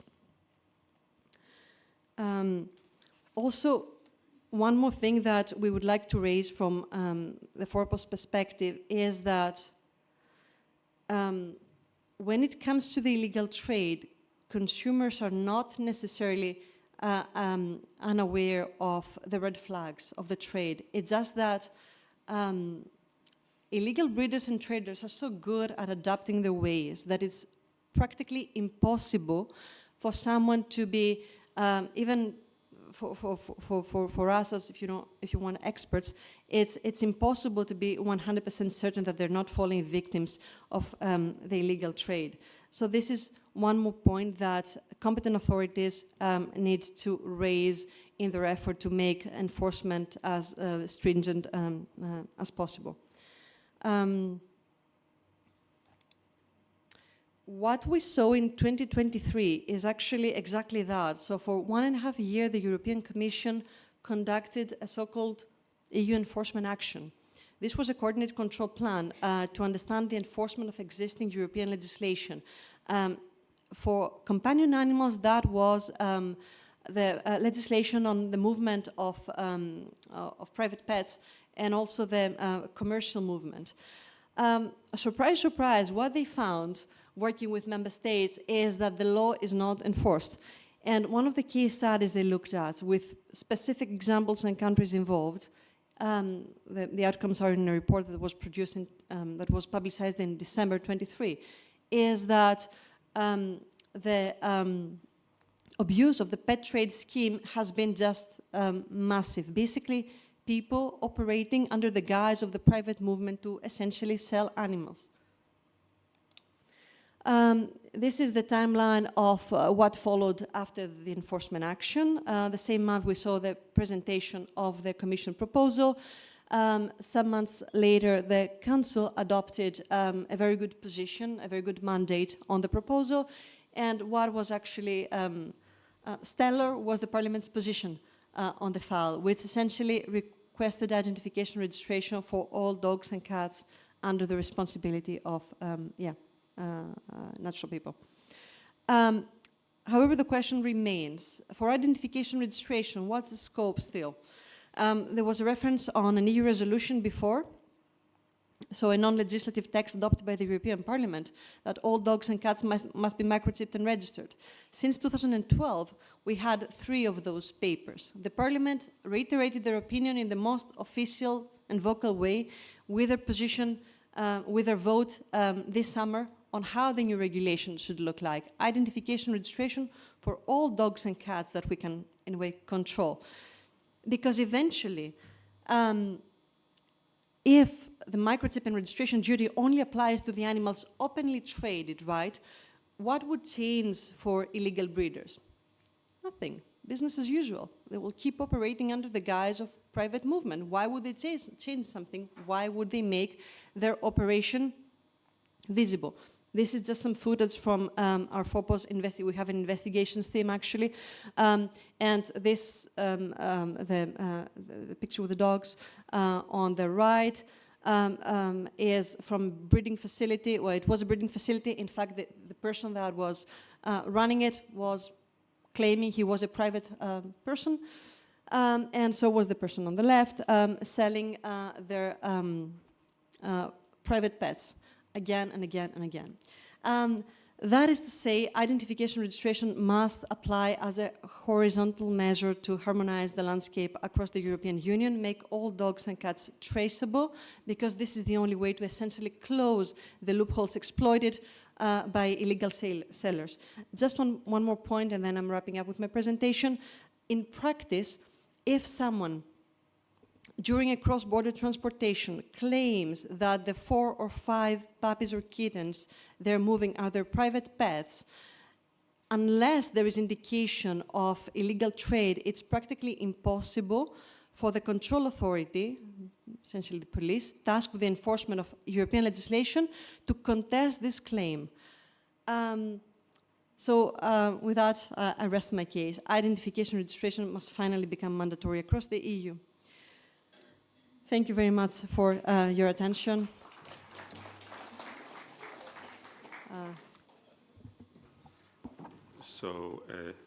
I propose we keep the questions for the end of the session, but if it is any burning question to Georgia, very short one. I don't see it, so yeah, let's leave it for the closing the session, but then I will ask Sara Tureta, founder and president of the Save the Dog and Other Animals international organization initiated in 2002 with the active projects both Romania and Italy, and the birth control and identification and registration of dogs and cats are the center of the activities carried out in those both countries. Hello everyone, I see you're all tired, so I promise I will be as brief as possible and not repeat myself, because lots of things have already been said. We've been asked a few questions by the organizers of the conference, and the first one is, what role do you as a stakeholder currently have in implementing INR, and do you have an INR system in place? As previously said, we've been working in Romania as an NGO since 23 years, so I'm bringing you our experience on the field.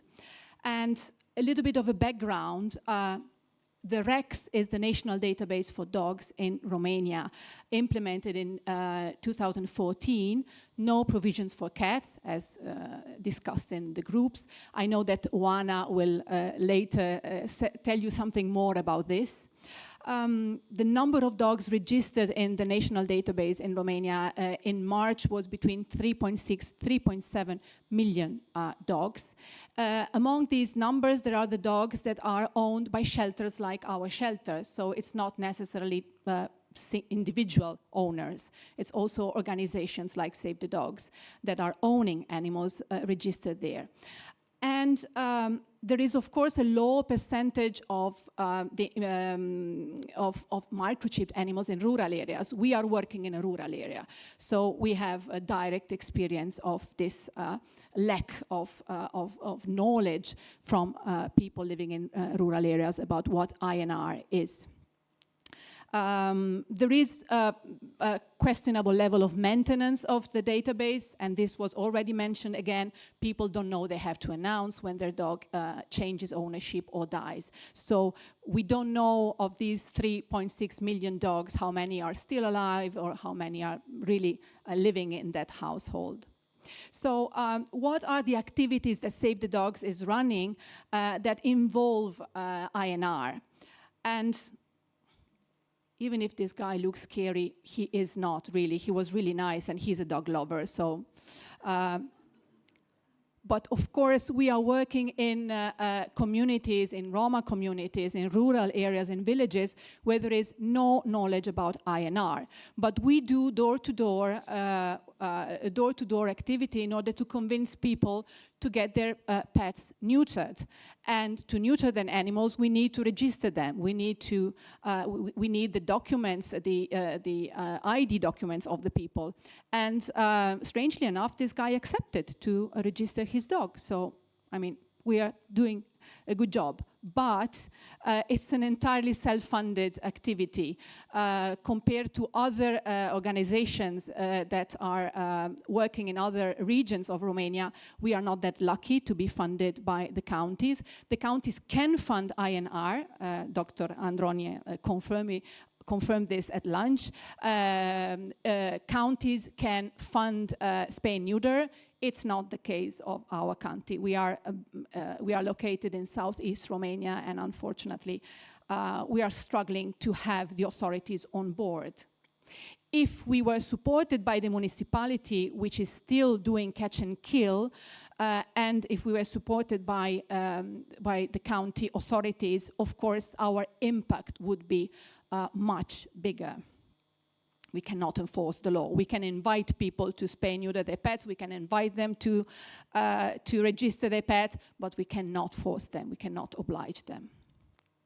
So this is our vet clinic, of which I'm very proud, you can imagine, built with a lot of effort. It's the community clinic, and all dogs that are own dogs that are neutered are identified and registered in the REX. Normally, we do pay the fee to register the dogs. We don't ask people to pay for it. Of course, when it's people that have a good financial situation, we ask for a donation. But for us, it's more important to have the dog registered rather than to have them paying the fee. So we are still at this stage. And many people really don't have the means to do that. What do we do when we manage the cats? Because we sterilize 1,500 animals for free every year, and more or less 50% are cats. And there is no database for cats, but we do microchip them and register them in our software. So at least if the cat gets loose in the town, the owner can turn to us. And if we find the cat, we can identify the cat reading the microchip. I know it's like a small thing, but in the future, if the new EU law will pass, there will be a huge improvement. Stray animals, just a few words about this. Romania does not allow to release a dog after treatment or surgery. So if we take a dog from the street because it's injured, hit by a car, sick, abused, either we keep him for life or try to rehome him, or we can be prosecuted for abandoning the pet. So TNR is not possible for dogs, at least not in our county, not in our region. Maybe in some other areas it is. So we must keep the dog. And when you take a feral dog, you know very well that it's not humane to keep a feral animal into a shelter, and we wouldn't put him to sleep either. So this is limiting our action on stray dogs. Stray cats can be released, and as you can see from the picture, we are doing ear tipping, but we are very willing to microchip also stray cats. Let's see what happens with the legislation. Of course, all our animals in our facility, we have a beautiful dog shelter with 150 dogs maximum capacity and a cattery. All the animals in our facility are registered on our name. And we do international and national rehoming. We are strictly complying with the EU regulation, with the traces, so of course all the animals are identified and registered. We are an authorized collection center. And we rehome a number of 150, 200 dogs and cats, mostly dogs. It's like 80% dogs. The numbers are going down because of the very high competition and the market is saturated. Now the question we've been asked,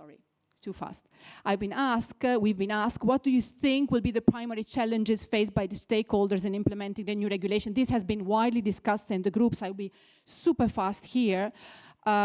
At the moment, I think, and I'm referring to Romania, there won't be a major challenge for NGOs, at least for the ones that are working legally.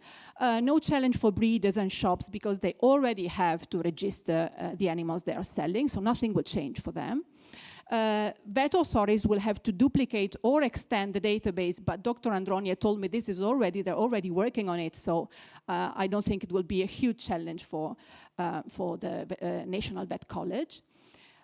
Online platforms will need to adjust to the new regulation, and of course we will be very happy if also NGOs will be forced to publish the microchip number when they promote a dog, because there should be no, we shouldn't be treated in a different way as long as we rehome dogs like breeders sell them. We should follow the same rules. So rather than speaking about future challenges, I would speak about the actual challenges. Actual law is not enforced because local vets are facing lack of personnel. There is a poor maintenance, as I said, of the database. And in my humble opinion, I think that a major benefit would come in the future if we use artificial intelligence, as was mentioned by one of the groups, but also blockchain, NFC, in order not to depend entirely on a manual system of updating all the data into the national databases. So I really hope technology will come and help all of us making things smoother and not depending on human work. Promotion here, super fast, because everything is obvious. Regional, interregional meetings, actually conferences like this one, I think, are brilliant because we are really exchanging best practices and being inspired by each other. So we should go on in this direction.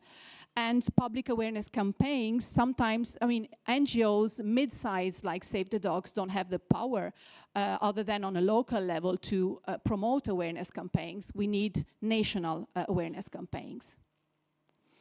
And what to do to support stakeholders in the process. Again, I would be very obvious here. EU funding, especially in rural areas. I remember when Romania entered the EU in 2007. There were funds in order to microchip farm animals, and I think there should be a period, there should be areas like rural areas where also dog and cat microchipping should be funded by the EU, because people really live on 100 euros a month, 200 euros a month, impossible, and there are no vet practices and no local veterinarians. So funding is crucial here.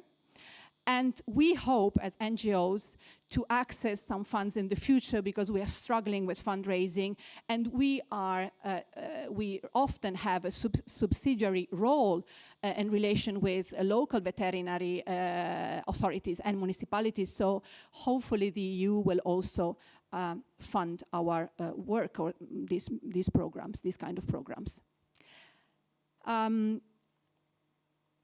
Cats are for sure the animals that will be more impacted by the new regulation, especially for those countries which are most of the countries where INR is not mandatory and where there is an overpopulation problem. There will be, of course, more chances for cat owners to find their lost animals, obvious. It will enhance responsible ownership of cats, which seems to have a kind of a different status compared to dogs. So dogs are here and cats are somehow, they're not really perceived like domestic animals or like companion animals. They're something in between the wild animal and the pet. And so this has not protected them so far. So hopefully the INR for cats will arrive, the mandatory INR.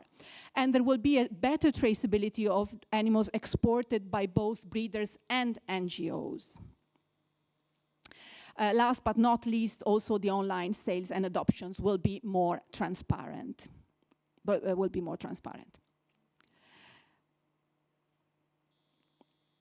Just a word about stray animals. We don't know if the law will involve them. There is a lot of discussion within the animal protection law because some organizations are against mandatory INR of stray animals because when we talk about dogs, they believe that this might lead to culling the dogs in those countries where euthanasia for dog population reasons is still present.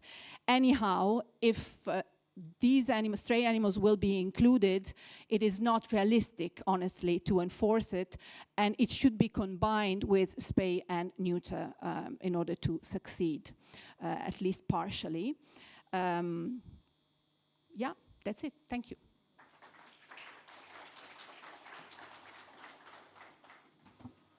Thank you, Sarah, for sharing the perspective from the NGO on this identification and registration proposal. Now let's hear from the veterinary practitioner. So I welcome Masha Jovanovic, and Masha is veterinarian from Podgorica. She graduated as the doctor of veterinary medicine from faculty in Belgrade, and she also has the specialization, veterinary medicine specialization, and in internal medicine. Internal medicine for dog and cats, yeah. And she currently practicing at the pet vet clinic in Sentin. Yes, thank you, Tomasz. Hello, everyone. I'm Masha Jovanovic, and I'm a veterinarian from Montenegro, as Tomasz already stated. So I will be giving you a perspective, this veterinarian perspective from our country. So we will see what's going on and what we hope will be going on in the future. So from 2018, it is mandatory to identify and register dogs and cats in Montenegro. We have our program of obligatory health protection measures, and in accordance with it, our administration for food safety, veterinary and phytosanitary affairs procures microchips and passports and rabies vaccines, and then distributes them to us, to veterinarians, to veterinary clinics. We then perform the vaccination, microchipping, and passport issuing. And it's our obligation to put all the data into our pet register. This is functioning when it comes to dogs. When it comes to cats, it's not happening. Although it's mandatory, unfortunately, we do not have a cat database. Here you can see how this is apart from this rule book that we have that focuses on methods of identification of dogs and cats. So as I already mentioned, we have a legal framework, and we have everything on paper, but the reality is a bit different. The implementation is inconsistent being an euphemism. So some of the problems that may occur regarding our database is if the current systems are going to scale enough, how this data will be transferred, how it will be shared or integrated with international and EU systems. Here you can see how this veterinary information system looks like if you access it from a veterinary clinic. Obviously, all veterinary clinics have different access respectful to their field of work. And when it comes to central body, they have a lot of other options and opportunities to change, update, and so on. So when it comes to the role of our veterinary sector, it's mainly focused on, as I already said, veterinary clinics being responsible for performing identification and registration of dogs and cats. And then for reporting to this central register. We also issue the passport. And yes, I forgot to mention earlier that all these vaccines and passports and microchips are given for free to veterinary clinics. And then veterinary clinics, they have a certain cost. When it started in 2018, it costed like some symbolic amount. It was like maybe €2 for the owner to have his dog microchipped and vaccinated and registered. Now it's a bit higher, but it's nevertheless affordable. So the main challenges are, when it comes to my colleagues that are working in veterinary clinics, the lack of enthusiasm. For example, some of my colleagues, when the owner says he doesn't want to microchip his dog, they just agree and continue on with their job. For me, it's not the case. I don't ask them. I just say it's the law and you have to do it. So I just give the vaccine, I microchip the dog, and that's done. Some owners just don't trust the system. They don't want their dogs microchipped. They think it's all part of some global, I don't know, paradigm.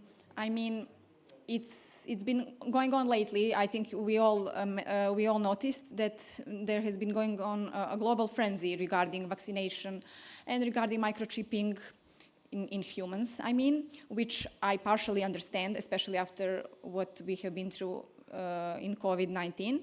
But when it comes to veterinary profession, I think we all have to stand our ground and be firm when it comes to this, and have enough information and enough academic data to explain to the owners that it's not a choice, that it's their legal obligation. So with this being said, I think it's important to raise awareness and to have some kind of trainings, maybe for my colleagues veterinarians, with regards to how to approach these kind of owners that just don't want to cooperate when it comes to IR. So also, as my colleague from Romania mentioned, there is as well lack of veterinarians in Montenegro in all fields. So this represents a huge problem, because we are really overwhelmed.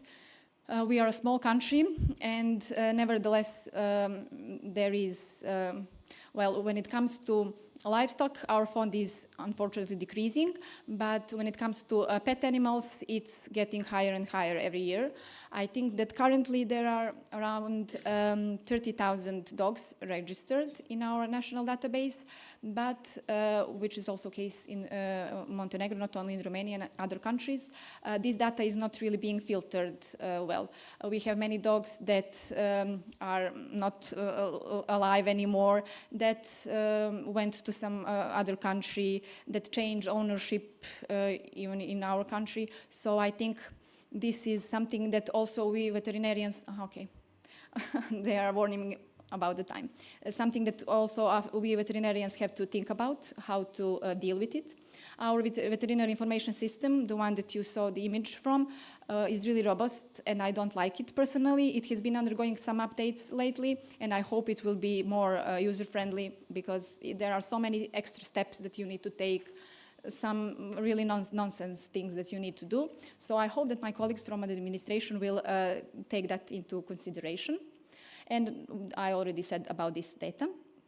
The primary challenges, as I mentioned, deficiency in veterinary staff everywhere, so not only in clinics, but in administration, inspection, which could result in weak enforcement of this new regulation. Local governments are absolutely not interested in dealing with problems with stray dogs, and stray dogs are main source of illegal trafficking, of illegal trade, when we were talking about that. Breeders, huge problem in Montenegro as well. We have only a couple of breeders really who are registered that can do this activity. Many of them don't want to register, don't know that it's their obligation, and continue to behave in the way that they want to. public awareness raising, of course. Pet owners, it's their obligation to provide up-to-date information to us, which they usually don't do. Administration, I already mentioned this about them, to ensure that the central register is accurate and user-friendly. Technical challenges we also discussed. I'm sorry, but I have to hurry. And interoperability with EU system. Montenegro is still not an EU member, so this may pose a problem, but if we manage to solve our internal problems, then this might be also a step advance in our integration process.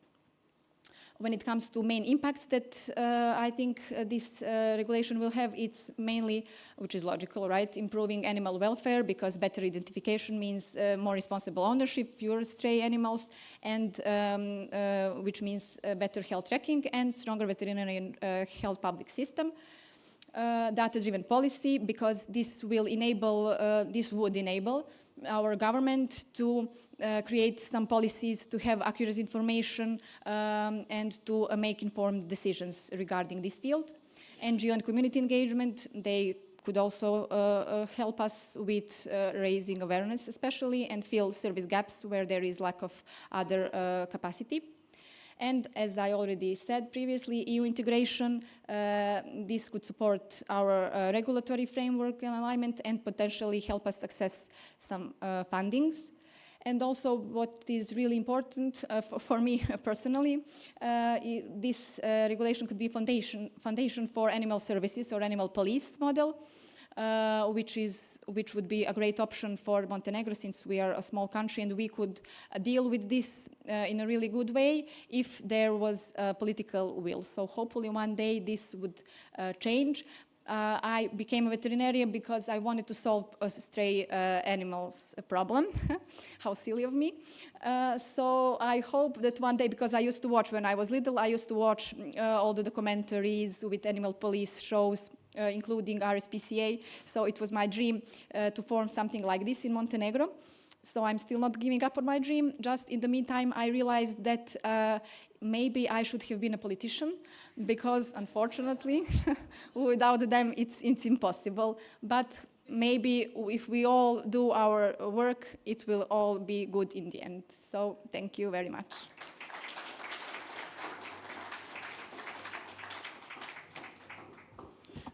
Thank you, Masha, for trying to squeeze all this important information in the short time. And as we very short late in our agenda, I invite the next speaker, Oana Buega, to talk about the register of on the dogs run by the College of Romanian Veterinarians, and she's veterinarian working administration and responsible person for this registry. Please. And yeah, I would like to ask you to keep it between the 10 minutes, because we really like the agenda. Good afternoon, everyone. My name is Dr. Oana Bugeag, and I represent the College of Romanian Veterinarians as administrator of Romania's National Identification and Registration Database for Owned Dogs, also known as REX. I will be as fast as I can, presenting how the system has been developed and implemented since 2014. The College of Romanian Veterinarians serves as administrator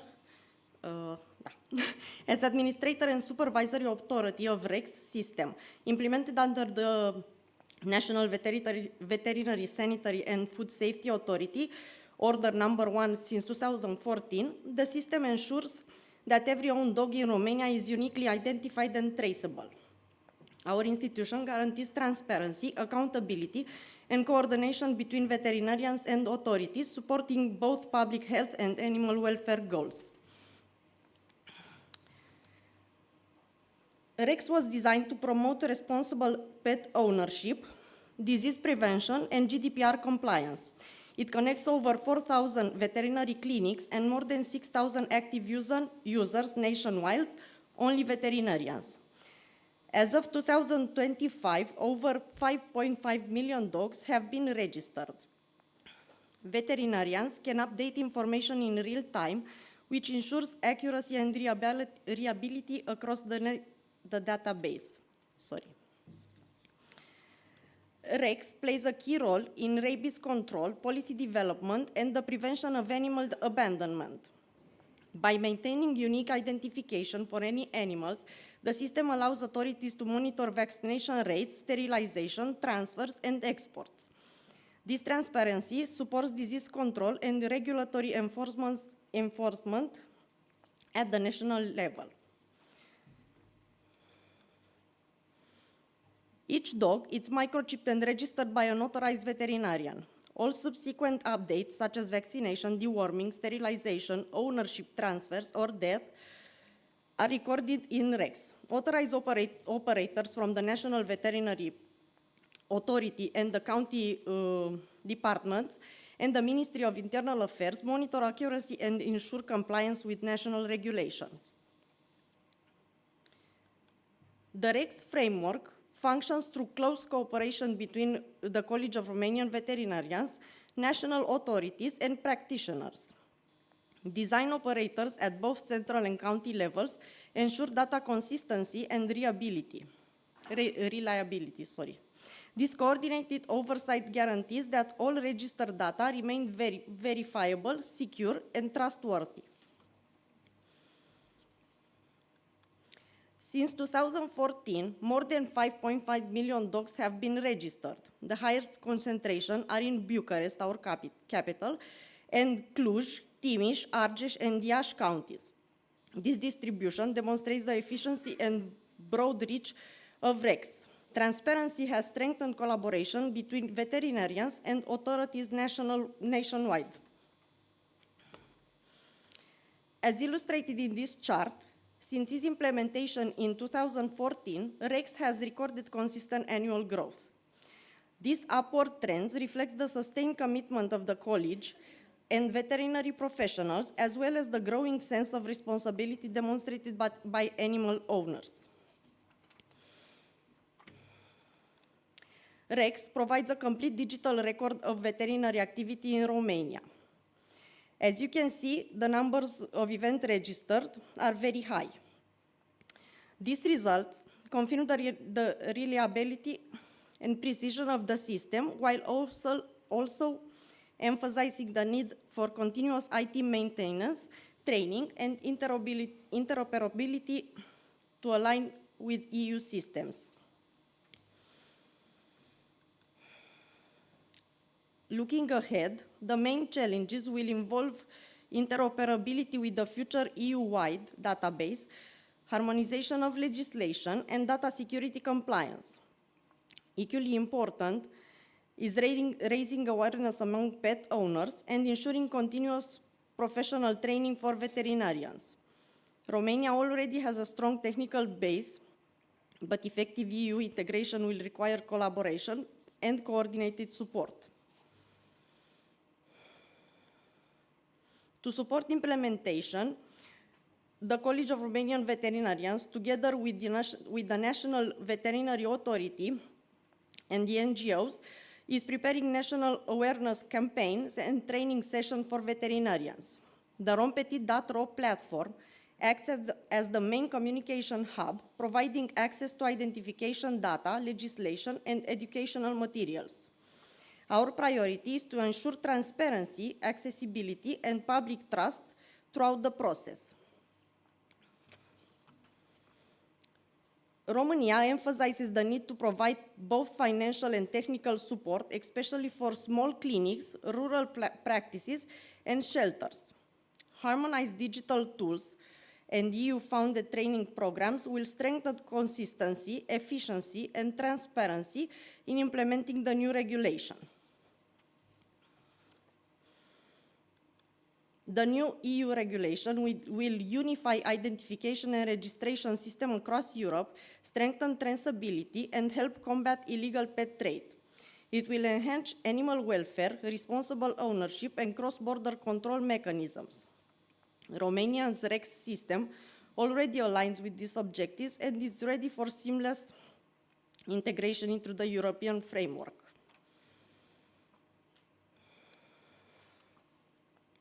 Rompetit.ro is the official digital interface of REX, managed by the College of Romanian Veterinarians. It allows veterinarians to update animal records and enable owners to verify their pets' details, access legislation, and report lost or found animals. The platform promotes responsibility, transparency, and efficient communication between professionals and the public. Rompetit.ro also serves as an educational hub. It centralizes all relevant national legislation and provides clear guidance for veterinarians and citizens. This educational role supports responsible pet ownership and strengthens awareness of animal welfare obligation. Throughout REX, Romania demonstrates technical capability, transparency, and readiness for EU integration. The system already incorporates the core principles of the upcoming regulation, identification, traceability, and accountability, thereby making Romania fully prepared for cross-border interoperability under the upcoming EU framework.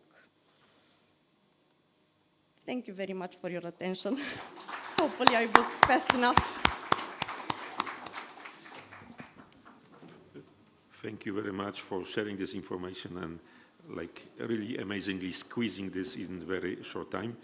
And then I invite next Peter Borbalabende to present the perspective from the competent authorities, and Barbara is veterinary professional and international affairs experts, currently serving as the veterinary and food safety attaché and permanent representation of Hungary to the European Union in Brussels.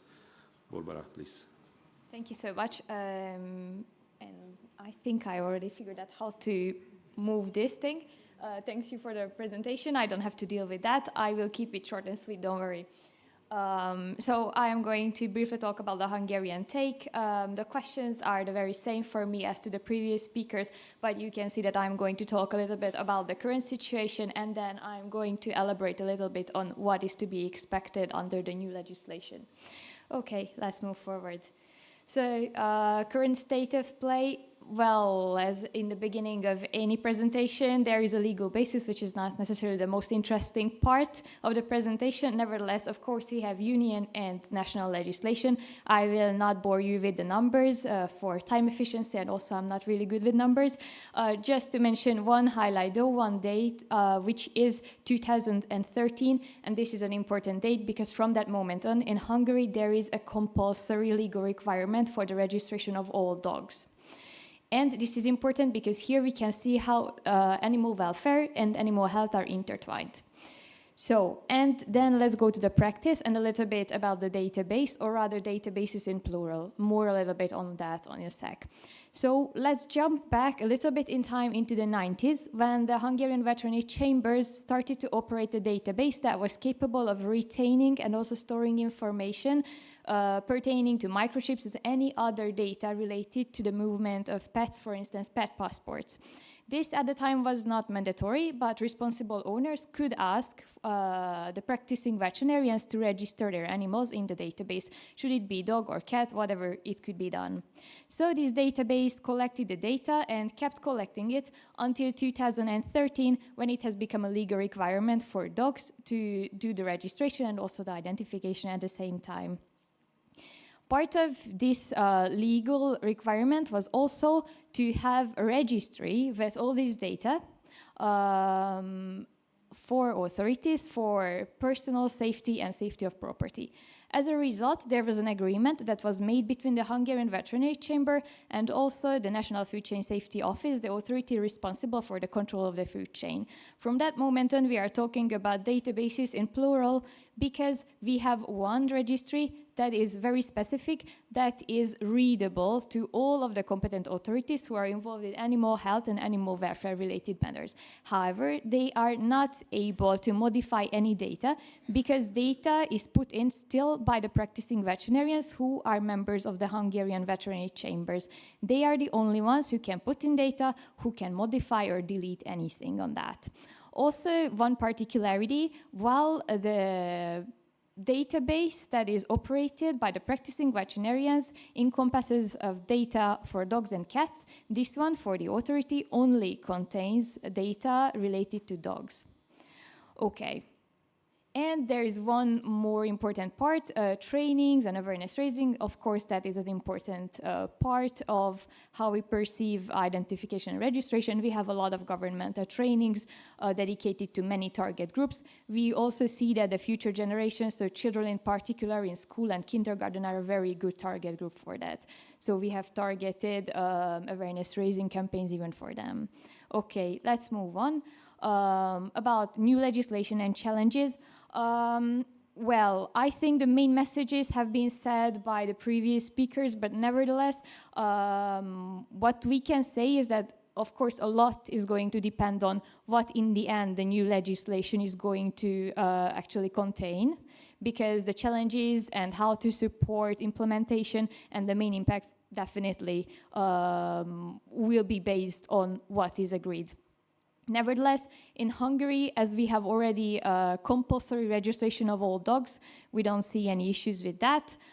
For cats, we don't have that in the moment, but what we do know is that we have all the technical means necessary to expand the database. So at least there we do not see necessarily a problem. Of course, we need transitional periods, but I think that's universal. Okay, very briefly moving on to promotion and support. Here again, we think that giving guidelines, having trainings, awareness raising are keys. That can be understood both on union level and both on national and even local level. For instance, just a couple of examples very quickly. On EU level, for instance, the so-called BTSF, so Better Training for Safer Food, could be a very good source of that. There are multi-stakeholder fora, like as the Animal Welfare Platform, that can be also used for this purpose. And yes, national, other governmental trainings as well. And also a very specific thing, this called cross-border collaboration, so it is somewhat in between national and EU level. That also could be a very good idea, especially within a region. Okay, and impacts very briefly. Again, I will have to repeat myself and the previous speakers about saying that what is going to be agreed with this new legislation will have an impact on what are going to be the outcome. But anyways, as you can see, I put this little symbol there saying that in every advantage there's a little bit of a disadvantage and vice versa. Of course, what we are expecting is that traceability and transparency is going to increase. That's good. It also means that it will help better tackle illegal trade. That is also good. However, of course, we are going to need additional resources to be able to meet all the requirements, be it financial, be it human resources or administrative. That will have to be seen. And with that, I hope I was fast enough. Thank you so much.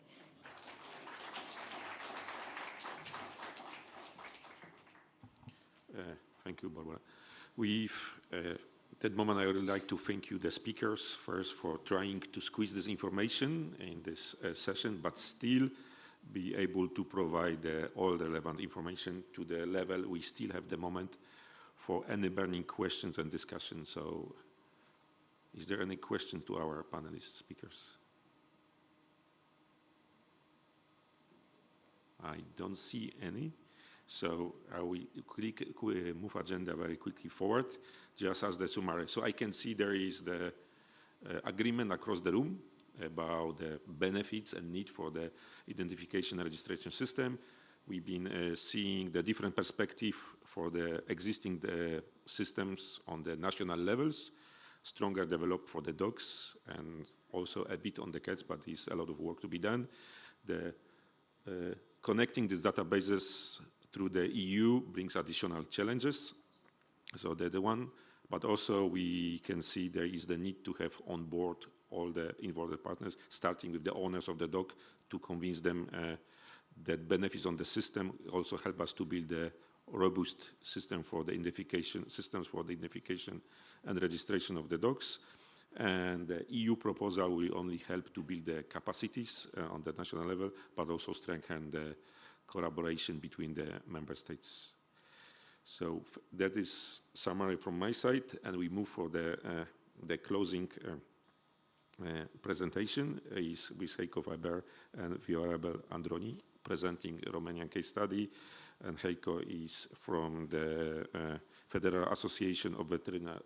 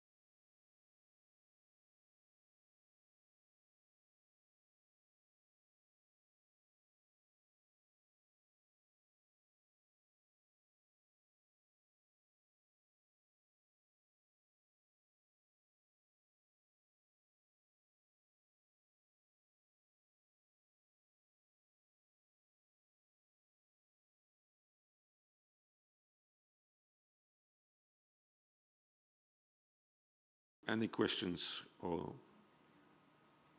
comments? Then I will give floor to Alexandra. Thank you, Tomasz. Okay, we are like 5 o'clock on the dot, so I won't keep you any longer. I think everyone's had enough. Everyone is ready to retire for the evening. I thank you all for your active participation. We had some amazing discussions today. We had some great presentations. It was so good to hear from across Europe, really, to get the snapshots of what's happening in all the different countries. Tomorrow we start, okay, I'd like to thank all the speakers and the chairs. And tomorrow, maybe before we start in the morning, we can reflect a little bit on what happened today, but I think we are done for today. So on to the, everyone is nodding, on to the practical information for this evening. At 6 o'clock, we will have a guided tour of Zagreb, just the downtown. I don't know whether maybe even the upper town, if there is time. So gather at 6 o'clock if you wish to join the tour in the lobby of the hotel. For those of you who, and the tour will finish at 7:30, and the guides will bring you back to the restaurant where we'll have our dinner tonight. For those of you who are not joining the tour, you can walk to the restaurant. It's about 15 minutes, a very leisurely 15-minute walk. You'll pass the National Theatre, go down the main, like a pedestrian, nice street, and the restaurant will be on your left. The restaurant is called Vinodol. You've got it all in your program.